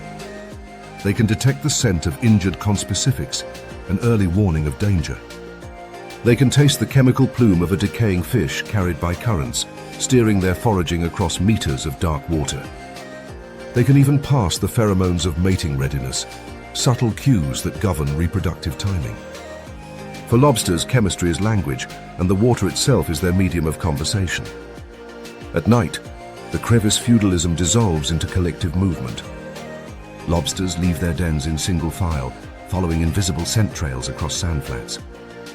These mass migrations can number in the hundreds, stretching across the seafloor like armored convoys. Each lobster maintains contact with the one ahead, brushing antennae against tail in a tactile chain. The sight is uncanny, a living column, moving with deliberate pace, bristling with spines yet bound in unity. Why such order exists has long intrigued scientists. It appears to serve protection, turning solitary animals into a phalanx less vulnerable to predators. For the individual lobster, the cost of marching in line is offset by the safety of numbers. For the system as a whole, it is a nightly affirmation of their place as benthic monarchs, asserting presence in a world where fish, octopuses and eels are constant threats. Feeding during these forays is opportunistic. Lobsters are omnivores, taking mollusks, small fish, detritus and algae alike. Their claws, asymmetrical and specialized, handle tasks with surprising finesse. One is usually heavier, built for crushing shells, while the other is finer, adapted for cutting and manipulating softer prey. This division of labor allows them to exploit a wide range of food sources, making them essential recyclers of reef systems. They break down carrion, clip back algae, and keep mollusk populations in check. Their diet may appear unremarkable, but it underpins their success as one of the most abundant and ecologically important crustaceans in shallow seas. The rhythms of their lives are marked by molting, an ordeal as dangerous as it is necessary. To grow, a lobster must split its carapace and withdraw its soft body, emerging vulnerable and pliable. For days until the new shell hardens, it is susceptible to predation. Many perish during this stage, victims of fish or their own kind. Yet molting is also renewal, a shedding of parasites, an expansion of claws, and in reproductive cycles, the window when females mate. Males deposit spermatophores on the soft underside of females, which later fertilize eggs carried beneath the abdomen. These brooding females hold the next generation in sticky masses, fanning the eggs with pleopods to oxygenate them. Their presence in fisheries is critical. Remove too many, and the system collapses. Fisheries in turn have learned to adapt. Regulations often impose size limits. Too small, and lobsters are released to allow juveniles to mature. Too large, and especially egg-bearing females, are returned to ensure broodstock remain in the system. This counterintuitive protection of the giants is essential. Older females produce disproportionately larger clutches, sustaining recruitment for years to come. In some regions, notching the tail flipper of brood females marks them as permanent breeders, a covenant between humans and lobsters to preserve lineage. The balance is precarious. An industry worth billions depends on the continued presence of these armored monarchs, yet overfishing or habitat loss can swiftly undermine even the best regulations. Ecologically, lobsters are keystones in subtler ways. Their foraging stirs sediment, aerating patches and redistributing nutrients. Their abandoned molts provide calcium and protein to scavengers. Their burrows in sandy bottoms create refuges for smaller invertebrates. In this sense, they are not only rulers of crevices, but architects of microhabitats, shaping benthic landscapes one scrape and burrow at a time. Even their migrations, trampling across expanses, stir up organic matter that feeds filter feeders downstream. Predation on lobsters is never absent. Octopuses are among their most persistent foes, capable of prying them from crevices and bypassing shells with probing arms and a sharp beak. Group migrations reduce this risk but never eliminate it. Fish such as groupers and triggerfish also take their share, exploiting any lapse in vigilance. The very adaptations that grant lobsters longevity, their armor, claws, and spiny antennae, are constantly tested against predators evolving in parallel. Survival here is not permanence but persistence, a night shift reign renewed with each successful return to the den. Lobsters' ecological importance extends beyond natural systems into human culture. For centuries, they were regarded as peasant food in parts of the Atlantic, collected in abundance from rocky shores. Today, they are luxury commodities, symbols of wealth and harvest. This shift underscores both their resilience and their vulnerability. Animals once dismissed as bottom feeders now fetch high prices in global markets, placing unprecedented pressure on populations. Yet their story is also one of adaptability, with management schemes demonstrating that sustainable harvests are possible when science guides practice. To watch a lobster emerge from its crevice at dusk is to witness a transformation. By daylight, it is a hidden lord, holding ground in its stone fortress. By night, it is a monarch on procession, marching in silent columns across sand plains, antennae sweeping the water in chemical dialogue. Its armor gleams under moonlight, its claws test the world for weakness. and its society unfolds in ritual jousts, nocturnal pilgrimages, and reproductive pacts written in molting cycles. It is both solitary and communal, vulnerable and invincible, engineer and recycler. And when dawn returns, they withdraw once more into their dens, the night's procession erased by currents, the feudal order restored in hidden cracks.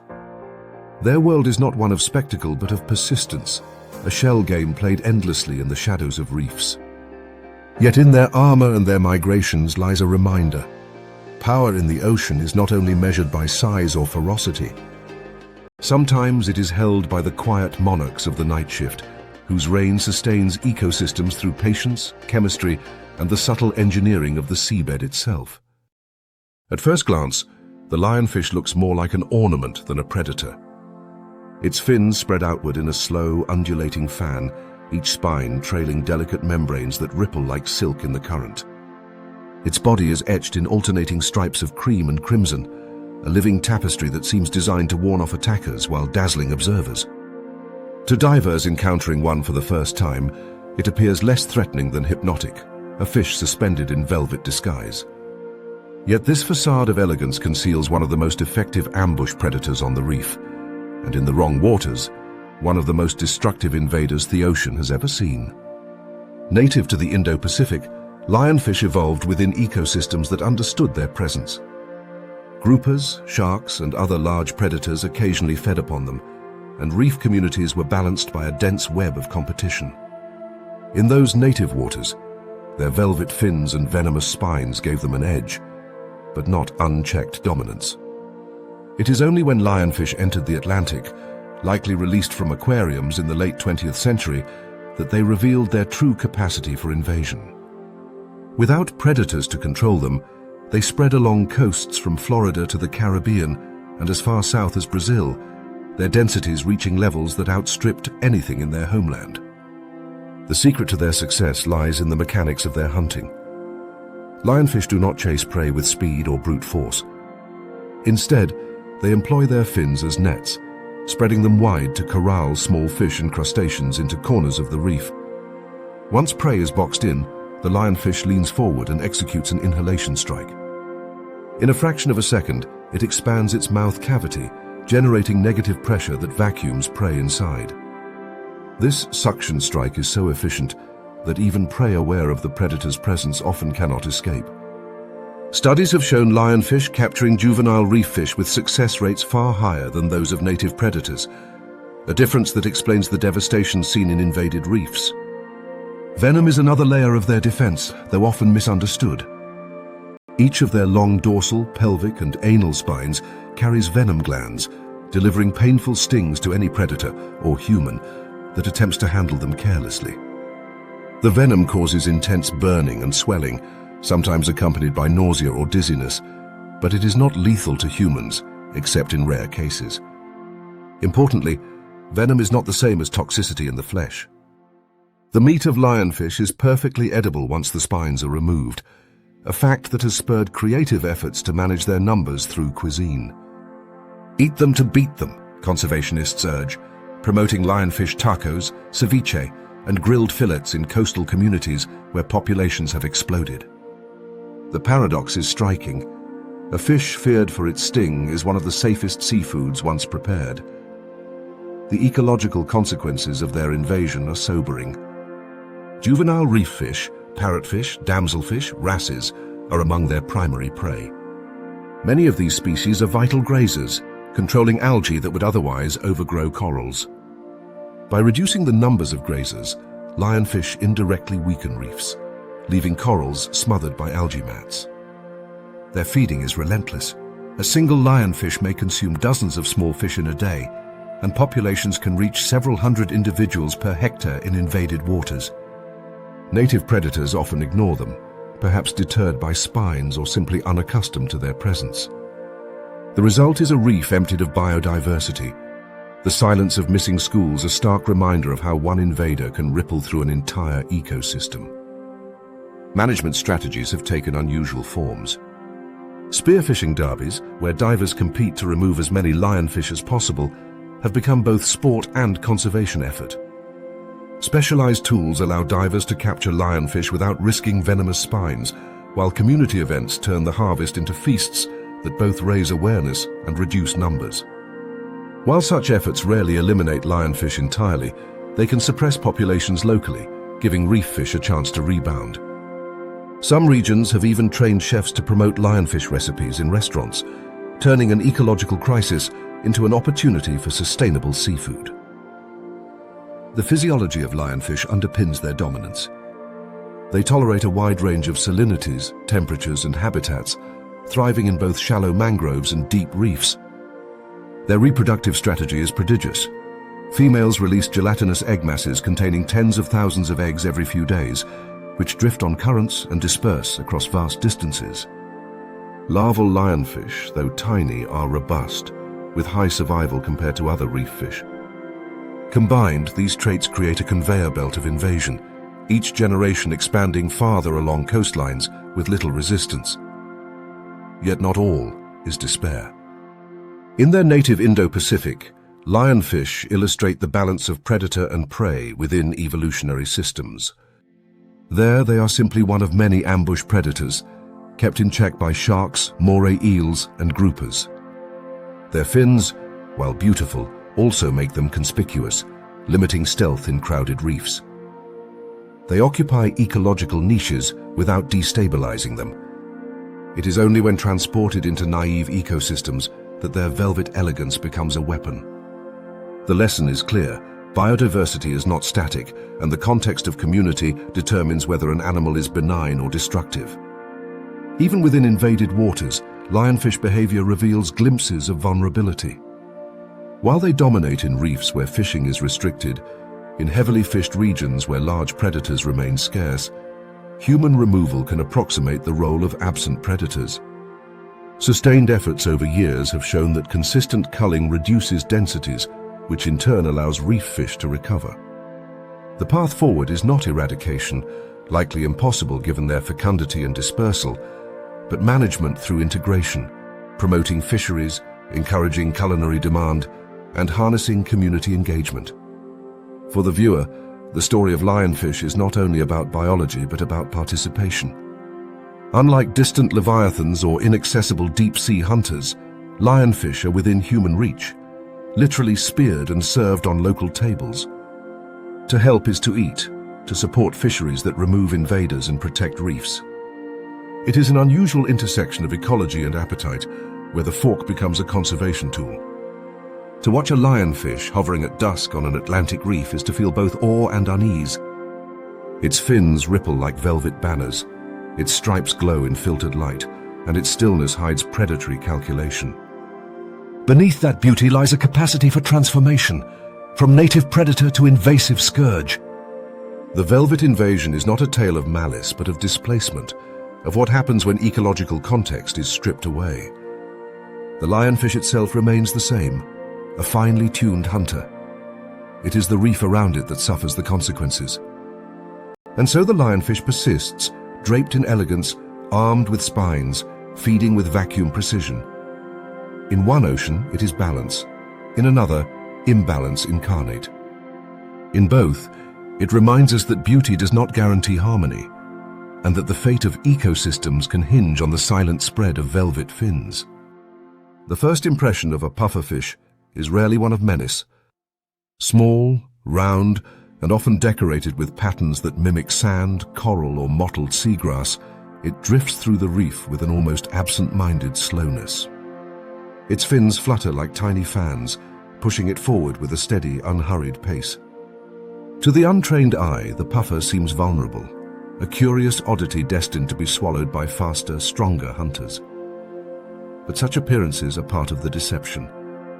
Beneath the gentle exterior lies a fortress of chemistry, mechanics, and artistry that has made the puffer one of the ocean's most paradoxical survivors.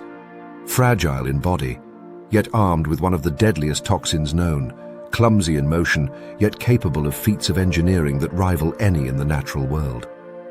The puffer's most infamous weapon is chemistry, specifically tetrodotoxin.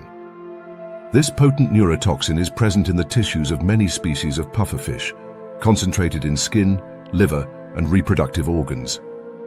Tetrodotoxin blocks sodium channels in nerve cells, preventing impulses from traveling and leading to paralysis. A dose as small as a few milligrams can kill a human, making it many times more powerful than cyanide. Yet here lies the nuance. Puffers themselves do not always produce this toxin directly. Instead, they acquire it through diet, harboring symbiotic bacteria that manufacture the compound or accumulating it from toxic prey such as certain algae. The result is selective toxicity. Some puffers are highly poisonous, others only mildly so, depending on their diet and habitat. This dietary dependence creates a strange flexibility. A puffer raised in captivity, deprived of toxic prey, may be harmless, while the same species in the wild can be lethally dangerous. For predators, the presence of tetrodotoxin is a gamble. A puffer may appear slow and easy to catch, but the flesh is a deadly meal. Many predators learn quickly, spitting out a puffer after a single attempt. Others die, and in doing so reinforce the evolutionary warning. The bright patterns of some puffers function as aposematic signals, advertising danger, while more cryptic species blend into substrates, relying on ambush deterrence only after being seized. It is a layered defense strategy: invisibility until discovered, chemical warfare if consumed. Yet toxins are not their only line of defense. When threatened, puffers deploy one of the most iconic behaviors in the marine world: inflation. Specialized structures allow them to gulp water or air if stranded above the surface into an elastic stomach. Muscles lock valves and the body swells dramatically, transforming the fish from a small, bite-sized form into a balloon bristling with spines. These spines, normally flattened against the skin, stand erect under pressure, turning the inflated fish into a weaponized sphere. Few predators can swallow such a swollen mass, and even fewer can bite through without injury. Inflation is energetically costly and leaves the fish temporarily sluggish, but it often means the difference between life and death. What is remarkable about inflation is not just its mechanics, but its psychology. Puffers do not inflate at every threat. They choose carefully, often tasting the environment with sensitive lips before deciding whether to deploy their ultimate defense. Those lips are not for show. Pufferfish use them to nibble, scrape, and test food with a tactile precision more akin to mammals than to typical reef fish. They feed on a wide array of invertebrates, including crabs, mollusks, and coral polyps, crushing shells with beak-like teeth that fuse into plates. This feeding strategy not only broadens their diet, but also reinforces their ecological role as recyclers, breaking down hard-bodied prey and redistributing nutrients across the reef. If their chemical arsenal and inflation mechanics embody defense, their artistry represents reproduction. In Japan's Ryukyu Islands, a small species of pufferfish has achieved global fame for creating intricate circular nests in sandy seafloors. Males labor for days, fanning sand with their fins and bodies to sculpt ridges and valleys into perfect geometric rings, often over 2 meters in diameter. These circles, decorated with shells and coral fragments, are not merely displays of craftsmanship, but functional incubators. The ridges funnel currents toward the center, aerating eggs once laid by females, while the shells serve as protective barriers against drifting sand. The structures are so precise that they resemble mandalas etched into the sea floor, works of art destined to be erased by currents, but essential for courtship and reproduction. The nest-building behavior is a testament to the blend of instinct and engineering that defines the puffer's life. Even in reproduction, survival is crafted through design. This artistry also serves as communication. Females evaluate the quality of a nest before choosing a mate, selecting circles with symmetry, stability, and adornments that reflect the male's stamina and skill. Building such a nest requires hours of fanning and constant maintenance against tides.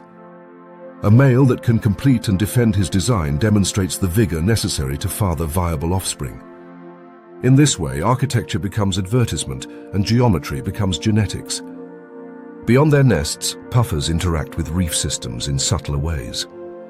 By grazing on corals and invertebrates, they help regulate community composition. In some ecosystems, their feeding prevents certain species from dominating, maintaining biodiversity. Their presence also influences predator behavior. Sharks and groupers, for example, may avoid areas dense with puffers, not out of fear of attack, but out of caution against poisoning. Such ripple effects show how even small, seemingly fragile fish can redirect the flow of energy and behavior across ecosystems. For humans, the puffer is both fascination and risk. In Japan, fugu, the delicacy prepared from puffer flesh, is a culinary art form that requires licensed chefs to remove toxic organs with surgical precision. Eaten safely, the flesh is delicate, but mistakes can be fatal. The paradox of eating an animal that can kill is part of its allure, a ritual that reflects humanity's willingness to dance with danger in pursuit of flavor. Yet outside the culinary world, puffers face threats of their own.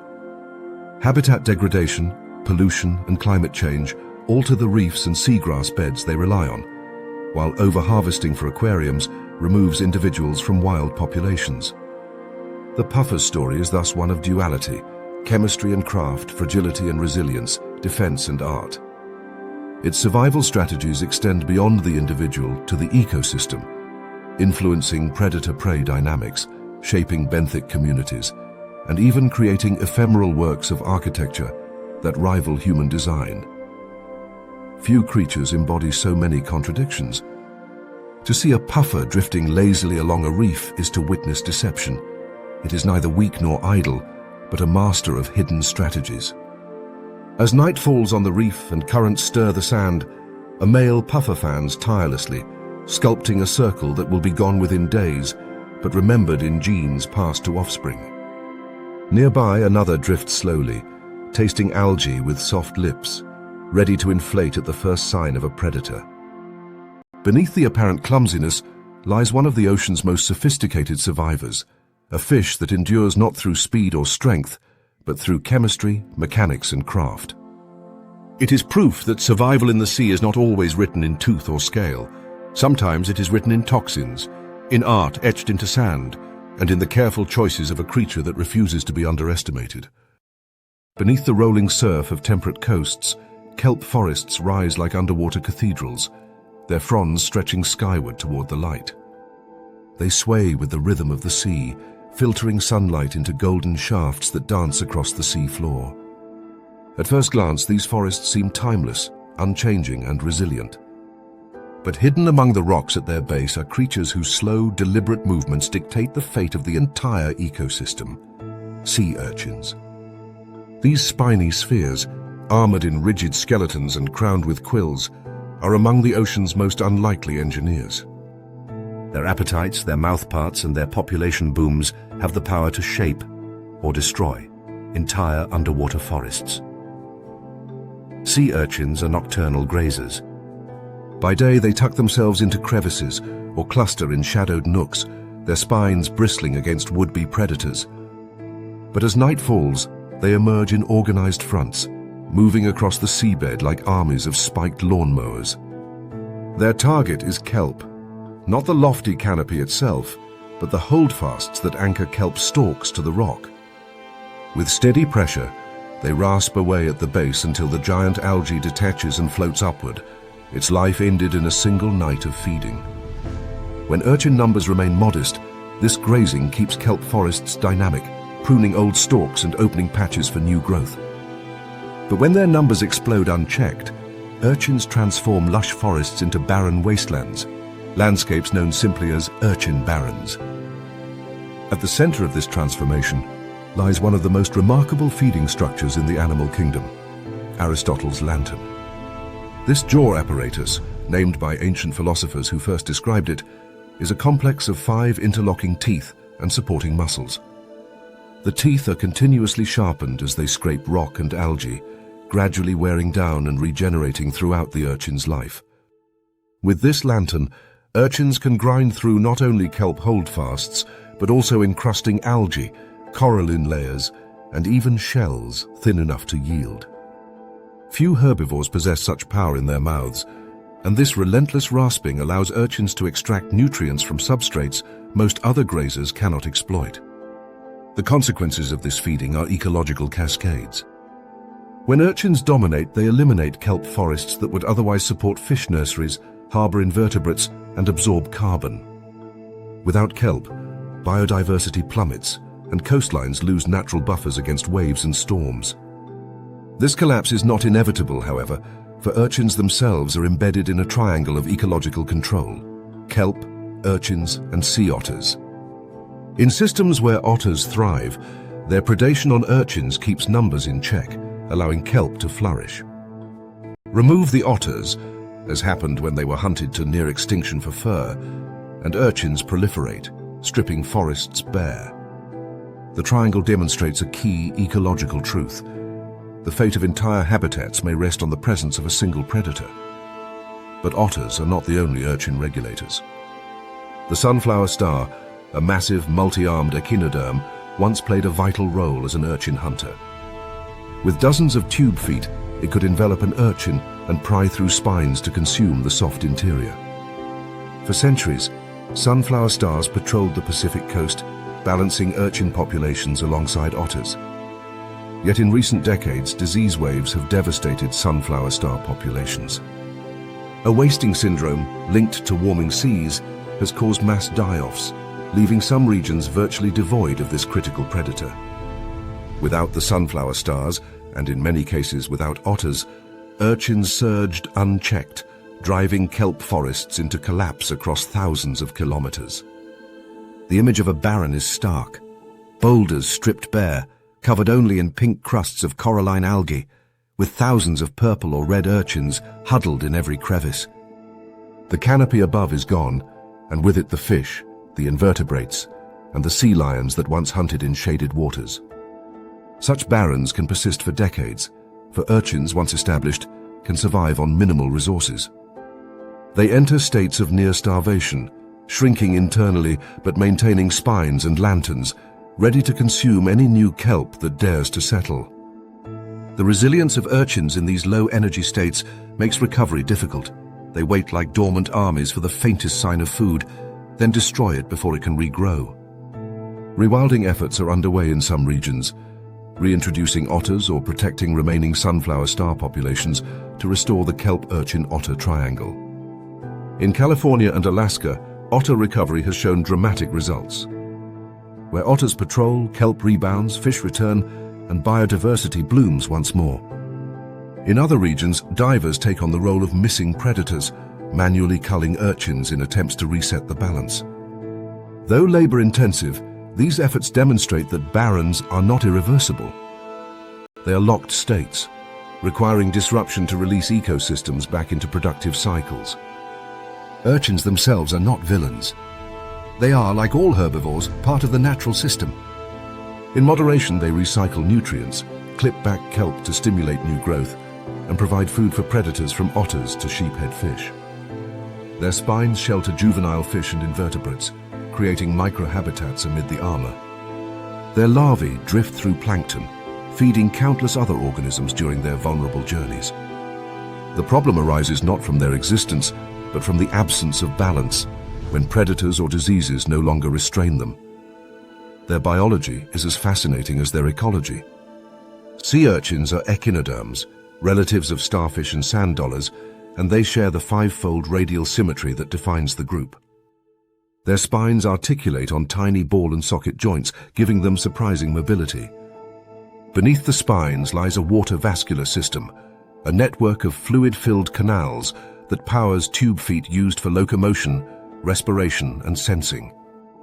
This hydraulic system allows them to adhere to rocks with remarkable strength, even in pounding surf. Their sensitivity to light, though lacking eyes, comes from photoreceptors scattered across the skin, enabling them to orient toward or away from brightness. In essence, the entire body is an eye, a distributed sensory organ tuned to the environment. Urchins' reproductive strategy mirrors their resilience. They release millions of gametes into the water, relying on external fertilization and sheer numbers to overcome losses. Their larvae drift with currents, connecting populations across vast regions. This dispersal makes them both durable and unpredictable. Collapses in one area may be replenished from elsewhere, while blooms may spread beyond local controls. In this sense, their spikes are not only defenses but metaphors for their role, points radiating outward, linking ecosystems through the unseen web of planktonic drift. The future of urchin-dominated coasts depends on our willingness to restore predators and re-establish balance. Rewilding otters has proven effective, but it requires long-term protection, for otters themselves face threats from oil spills, fishing gear, and climate change. Sunflower stars may recover if diseases subside and warming slows, but until then, manual interventions by humans may be necessary. What becomes clear is that ecosystems are not static. They pivot on relationships, and the fate of kelp forests hinges on whether the triangle is whole. At night, the grazing fronts advance, silent armies rasping with Aristotle's lantern, reshaping forests into deserts. Yet with the return of an otter, a sunflower star, or a diver with a culling tool, the balance can tip back. Kelp shoots may rise once more, fish may dart in their shelter, and the golden canopy may return. In this dynamic lies a profound truth of ecology, that spikes, though small, can hold sway over forests as vast as any terrestrial jungle. And so the sea urchin, slow, spiny, and seemingly simple, proves to be one of the ocean's great engineers. Its choices in the dark of night ripple through ecosystems, shaping forests, altering coastlines, and deciding the abundance of species far beyond its armored body. It is both destroyer and sustainer, menace and architect. In the balance of its spikes lies the fate of underwater worlds. At first glance, the partnership between a clownfish and a sea anemone looks like a scene staged for beauty. The tentacles sway like soft petals in the current, their tips glowing faintly, while the bright orange and white fish weave in and out with effortless familiarity. Yet what appears to us as a tableau of charm is in truth a pact of survival, a binding contract sealed not by words, but by evolution. This alliance between fish and invertebrate is one of the ocean's most iconic symbioses, a relationship written in chemistry, behavior, and ecology. It is not merely shelter for the fish or protection for the anemone, it is a cohabitation that shapes the micro-ecosystem around it. To understand this contract, one must first understand the threat. Sea anemones are cnidarians, close relatives of jellyfish, and each of their tentacles is armed with thousands of stinging cells called cnidocytes.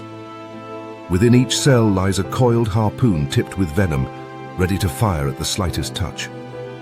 These microscopic weapons can paralyze small fish within seconds, allowing the anemone to pull prey into its central mouth. Yet clownfish slip through this minefield unscathed. Their survival depends on a passport of mucus, a unique coating that prevents stings from firing. Unlike most fish, whose scales carry proteins recognized as foreign by the anemone, clownfish mucus mimics the chemical profile of the host, tricking the tentacles into treating them as self rather than intruder. The establishment of this immunity is not immediate. A clownfish introduced to a new anemone does not rush straight into its arms. Instead, it performs a careful dance, brushing tentacles lightly, retreating, then returning, each time adding layers of the anemone's mucus to its body. Within hours or days, the fish has rewritten its chemical identity, cloaked in the scent of its host. This ritual is not only survival but ceremony, a deliberate entry into the contract. Once accepted, the anemone will not sting, and the clownfish becomes a permanent resident. The benefits flow both ways. For the clownfish, the tentacles are a fortress. Few predators dare to approach an armed anemone, and even those that try are harassed by the fish, which dart outward with bold aggression. The anemone in turn gains protection of its own. Clownfish chase away butterfly fish and other anemone grazers that might nip at its tentacles. They fan water across its crown, improving oxygenation. More subtly, their waste provides nitrogen, a vital nutrient that fertilizes the anemone and enhances the productivity of the symbiotic algae within its tissues. In this exchange, the fish gains safety, and the anemone gains food and defense. It is not a friendship, but a transaction. The contract is honored because both sides profit. Reproduction intertwines with the partnership. Clownfish lay eggs on bare rock at the base of their anemone hosts, anchoring their offspring in the shadow of tentacles. Males take on the role of caretakers, fanning the eggs with constant sweeps of their fins to ensure oxygen flow and guarding them from intruders. When eggs hatch, larvae drift into the plankton, vulnerable wanderers until they settle again near suitable anemones. The continuity of the species depends on this intimate link.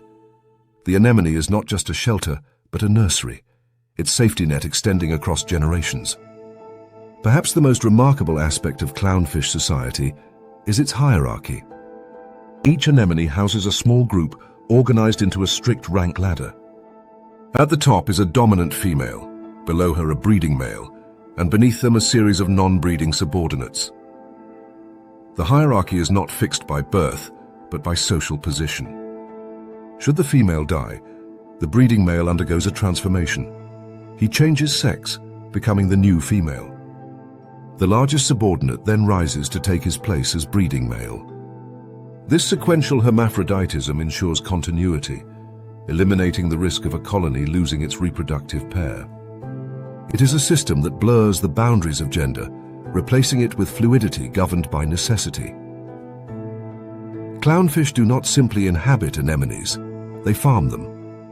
Research has shown that fish actively maintain their hosts, removing debris, defending against predators, and even manipulating the growth of tentacles through constant movement. In some cases, clownfish have been observed herding algae-consuming invertebrates toward their hosts, effectively providing cleaning services that stimulate anemone health. This farming role reveals a deeper truth. Clownfish are not passive beneficiaries, but active cultivators of their homes, shaping the environment to maximize survival. The tentacles themselves are not empty kingdoms. They are shared with other symbionts, most famously cleaner shrimps. These small crustaceans live among the stinging arms, immune by their own chemical camouflage, and pick parasites and debris from both the anemone and its fish residents. Macro views of this microcosm reveal a bustling community, shrimps dancing between tentacles, clownfish darting through, and the anemone pulsing gently as currents shift. What looks from afar like a single partnership is in fact a tiny ecosystem, layered with interactions and exchanges that ripple outward into the reef. The ecological impact of clownfish-anemone pairs is broader than their immediate space. By defending anemones from grazers, clownfish help preserve their hosts, which in turn contribute to reef structure and diversity. Their constant activity increases nutrient cycling locally, enriching the microhabitat. Their reproductive strategies ensure that genetic dispersal remains tied to anemone availability, linking the population dynamics of two very different organisms. The partnership is not merely one of convenience, but of interdependence so deep that the absence of one reshapes the other's destiny. Threats, however, test this contract. Climate change and ocean acidification stress anemones, bleaching them much like corals by expelling their symbiotic algae. Without these algae, the anemones weaken and clownfish lose their fortress. Overharvesting for the aquarium trade further erodes populations, removing pairs from the wild and severing their delicate bonds. The popularity of clownfish in popular media has only increased this pressure, a reminder that admiration can sometimes edge into exploitation. Yet conservation efforts offer hope. Marine protected areas, reef restoration, and sustainable collection practices all aim to preserve these partnerships, recognizing that to save clownfish requires saving their hosts. The beauty of this contract lies in its layered complexity. It is chemical, behavioral, reproductive, and ecological all at once. Mucus passports allow coexistence. Nitrogen waste fertilizes algae. Rank ladders ensure reproductive continuity. Farming behavior nurtures hosts. Cleaning shrimps weave additional layers into the pact. What we see as a fish in an anemone is in truth an entire system of contracts, each clause written in evolutionary time. As currents sway the tentacles and light filters down in rippling patterns, the clownfish emerge, bold and unafraid, patrolling their living fortress. A butterfly fish strays too near, and the clownfish drive it off. Beneath, eggs shimmer as males fan them. Shrimps pick delicately between tentacles, and the anemone pulses with life, nourished by the nitrogen streams of its residents. It is not a story of dominance or submission, but of agreement, an enduring contract of survival between species so different, yet bound by mutual need. And so the clownfish and the sea anemone remain vivid signatures on the reef, their partnership both fragile and enduring. Theirs is a story of negotiation, written not in ink but in mucus, of defense traded for nutrients, of gender transformed to maintain lineage, and of artful farming conducted beneath swaying tentacles. They are proof that in the ocean survival is not always solitary. Sometimes it is a contract, elegant, binding and beautiful in its precision. Far offshore, where the continental shelf drops into open abyss, the water changes character. No kelp fronds sway here, no reef fish dart between coral heads. Instead, the ocean stretches as a featureless plain of blue upon blue, depth and horizon dissolving into one another until even scale is lost. In this emptiness, motion becomes survival, and survival demands mastery of endurance. It is here that tuna dominate, not as ambush predators or reef specialists, but as engines of blue, creatures designed to turn ceaseless travel into evolutionary advantage. The first impression of a tuna at speed is that of a machine disguised as a fish. Its body tapers to a perfect spindle, the hydrodynamic profile tested and refined by millions of years of natural engineering. The skin is smooth as polished metal, broken only by small finlets along the tailstock that reduce turbulence. The caudal fin itself is crescent-shaped, a lunate blade that scythes water with each stroke. Unlike the lazy wag of most bony fish, the tuna's tail beats with relentless precision, generating thrust at speeds that would exhaust other swimmers within minutes. Yet the tuna does not merely sprint. It sustains high-velocity cruising for hours, sometimes days, crossing entire ocean basins without pause. This ability rests on a physiological secret rare among fishes. Tuna are warm-blooded. Not in the mammalian sense, with internal organs fixed to a narrow thermal band, but through a system of counter-current heat exchangers known as rete mirabile. Within their musculature, arteries carrying warm blood from the core run alongside veins carrying cooler blood from the periphery. Heat that would otherwise be lost to the water is recycled back into the body. The result is a localized endothermy that keeps muscles, eyes, and even parts of the brain several degrees warmer than surrounding seawater. This thermal edge means faster nerve conduction, quicker muscle contraction, and sharper visual acuity, advantages that make the difference in the high-speed chases of the pelagic world. The muscles themselves are split into two distinct systems.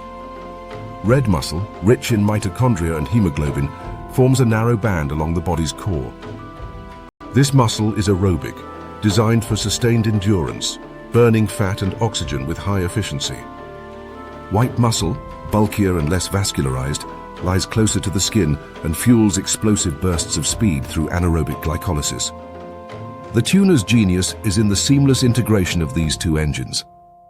Red muscle drives the constant cruising, while white muscle ignites during sudden acceleration toward prey. The fish can shift between modes with fluid precision, balancing oxygen budgets and metabolic costs in ways that human athletes can only envy. This physiology fuels one of the most dramatic spectacles of the open ocean, the bait ball hunt. Sardines, anchovies, or mackerel, when pursued, gather tightly into dense spheres of flashing silver. Alone, a single tuna might scatter them endlessly without success, but tuna rarely hunt alone. They form schools that coordinate with other predators, dolphins and seabirds among them, in a cooperative assault that transcends species. Dolphins drive the prey upward from below, corralling them into tighter clusters. Tuna then slice through the ball with mouths agape, each pass removing dozens of fish in a blur of precision. Above, gannets or shearwaters plummet from the sky, wings folded into spears, seizing fish forced to the surface. The ocean here becomes a vertical arena of predation, with tuna as its tireless midfielders, engines propelling the chaos from every angle. What makes tuna particularly formidable in these hunts is their sensory toolkit. Their retinas, warmed by the same heat exchangers that fuel their muscles, remain functional in lower light and colder water than those of their prey. They see the bait ball not as a blur of silver, but as a map of individuals, each with a trajectory. Their lateral lines, tuned to vibration, detect the panic pulses of fish packed shoulder to shoulder. A coordinated strike requires not just speed, but precision navigation through a storm of bodies, and tuna deliver this with the efficiency of practiced surgeons. The ecological role of tuna extends beyond these hunting grounds. Their migrations span thousands of kilometers, linking ecosystems separated by whole oceans. Bluefin tuna, among the largest of the group, are known to cross from the Gulf of Mexico to the Mediterranean within a single year. These circuits are not random wanderings, but seasonal oscillations driven by spawning cycles, prey availability, and temperature gradients. In this way, tuna act as biological connectors, transporting energy and nutrients across vast scales of geography. A herring consumed in one sea may ultimately fuel a predator thousands of kilometers away, mediated by the engine of a tuna's metabolism. For centuries, humanity has recognized both the power and the value of these fish. In coastal cultures from Japan to the Mediterranean, tuna are not merely animals, but symbols of bounty, woven into identity and ritual. Yet this recognition has also led to exploitation on a staggering scale. Industrial fisheries armed with purse seines, long lines, and increasingly sophisticated fish aggregating devices, FADs, have transformed tuna from apex hunters into commodities under siege. These FADs, floating rafts of netting and debris, exploit the tuna's natural tendency to gather under drifting structures. By clustering around these artificial shadows, entire schools become vulnerable to capture in a single haul. Science has scrambled to keep pace with the consequences. Stock assessments reveal declines in many tuna species, with bluefin populations in particular reduced to fractions of their historic abundance. Management bodies now impose quotas, seasonal closures, and international treaties in an attempt to slow the collapse. Recovery, where it occurs, is fragile and depends on global cooperation.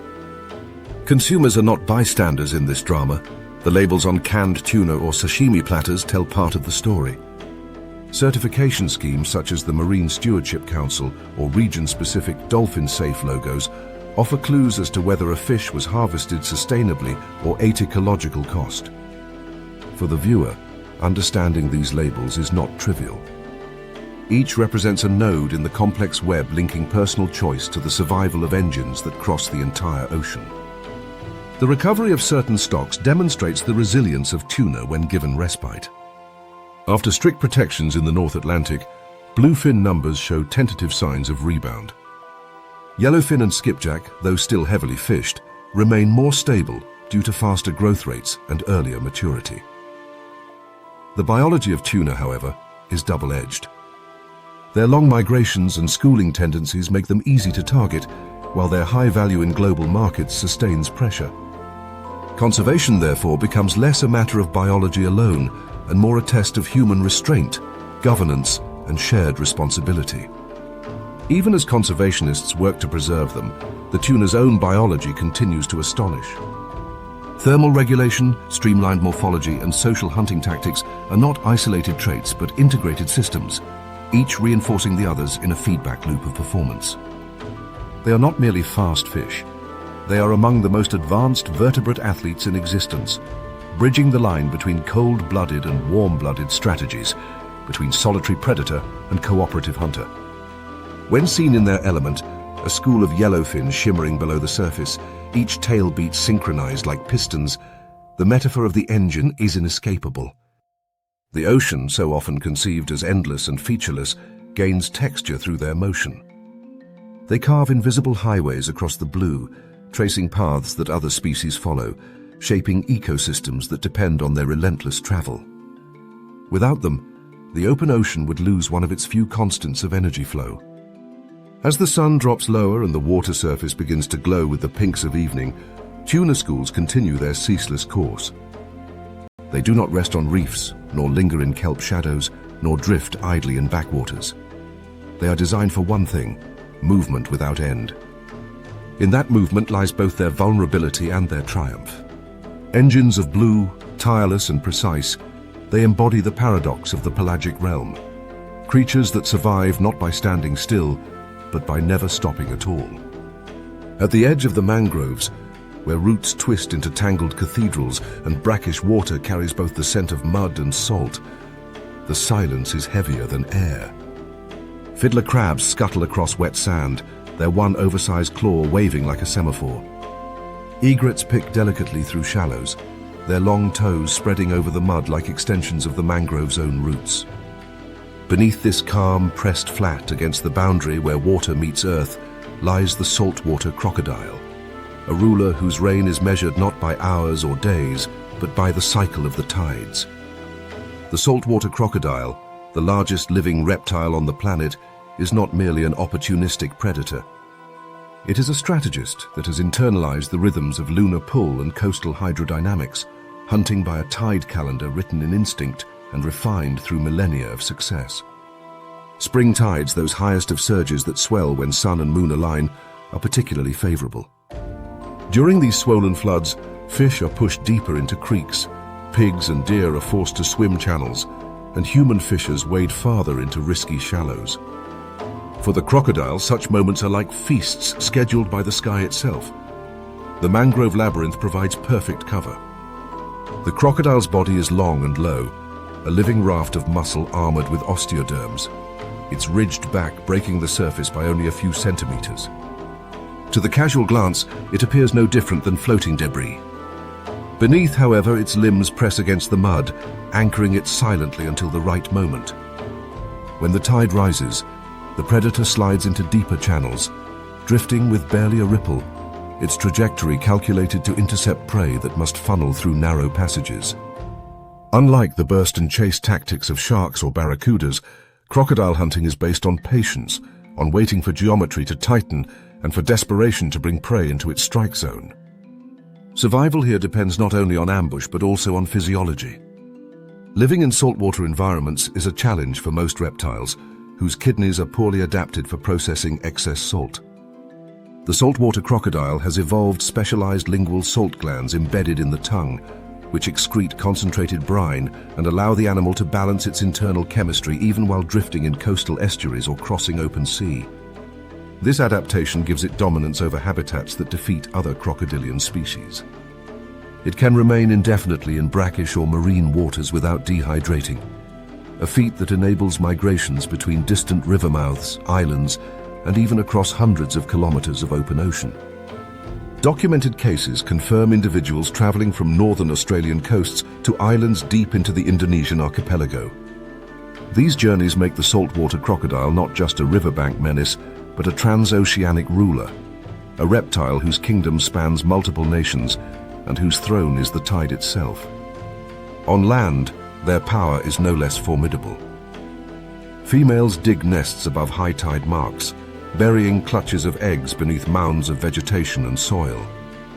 These nests are not abandoned pits, but fiercely defended fortresses.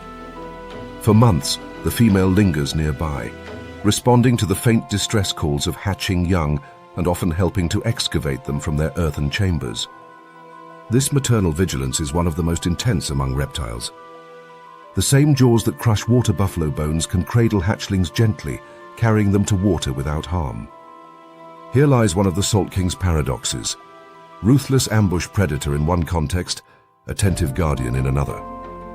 For humans, the risks are real and the patterns are not random. Attacks are most frequent during hot seasons when crocodiles are more active, or during spring tides when prey abundance draws them close to human fishing grounds. They strike most often at river crossings, boat landings, and mangrove channels where visibility is poor and escape routes are limited. Unlike sharks, which often bite and release, crocodiles commit fully once contact is made. Their strike is powered by explosive jaw closure, one of the strongest bite forces in the animal kingdom, and is followed by the infamous death roll. By spinning violently, the crocodile disorients prey, tearing flesh while maintaining its grip. It is not frenzy but engineering, a method refined for efficiency in both hunting and dismemberment. At night, the tide calendar is augmented by another sensory advantage. Along the crocodile's jaws and body run integumentary sensory organs, tiny dome-shaped structures often referred to as whisker spots. These are not hairs but pressure-sensitive pits that detect the faintest ripple on the water's surface. A fish breaking tension, a pig swimming frantically across a creek, or even the subtle displacement from a human hand can be registered in total darkness. With eyes and ears submerged, the crocodile becomes an instrument tuned to vibration, able to hunt as effectively by touch as by sight. In this sensory domain, moonlight or shadow makes no difference. The tide calendar still rules, but the ripples are its script. To the ecosystems they dominate, crocodiles are more than killers. They are apex regulators whose presence controls the behavior of other species. Fish avoid shallows at night, ungulates choose longer detours over direct crossings, and even human communities alter settlement patterns in response to risk. In this way, the crocodile engineers not only trophic cascades, but cultural ones. Folk tales of man-eaters, taboos on swimming during certain tides, and rituals for safe crossings all arise from the constant negotiation between human life and the Salt King's dominion. Their ecological role also extends into nutrient cycling. Large kills dragged into water decompose slowly, enriching estuaries with organic matter that fuels plankton growth and, in turn, supports fisheries. Nest mounds, built from soil and vegetation, become microhabitats for invertebrates and small reptiles once abandoned. Even their territorial movements between freshwater and marine systems transport energy and nutrients across boundaries, reinforcing their position as ecological bridges between land and sea. Despite their fearsome reputation, saltwater crocodiles are vulnerable to human actions. Hunting in the 20th century reduced populations dramatically as their skins became prized in the global leather trade. Only through protection and management have numbers rebounded in parts of Australia and Southeast Asia. Today, human expansion into coastal wetlands again places pressure on them, as mangroves are cleared for development and aquaculture. The very habitats that sustain the crocodile's tide calendar are being fragmented, and with them the ecological services they provide. And yet, they persist. The very adaptations that made them rulers of tide and mangrove, osmoregulation, patience in ambush, resilience in nesting, also arm them against human disruption. They remind us that survival in such environments requires a deep reading of cycles far older than our own calendars. Spring tides still swell, rivers still flood and empty, mangroves still grow tangled roots. The Salt King follows these rhythms with unwavering fidelity, its survival testimony to the power of adaptation fused with ancient timing. As dawn approaches and the tide recedes, the crocodile sinks back into its channel. Only the ridged eyes and nostrils remain visible above the surface, scanning both light and ripple. It does not need to move often, for the tide will move for it. The moon, the sun, the pull of the earth, all are woven into the predator's hunt. For those who live near its waters, the lesson is simple yet profound. The saltwater crocodile is not merely present in the ecosystem, it is the tide's own interpreter, a reptile whose survival is written in the lunar language of rise and fall.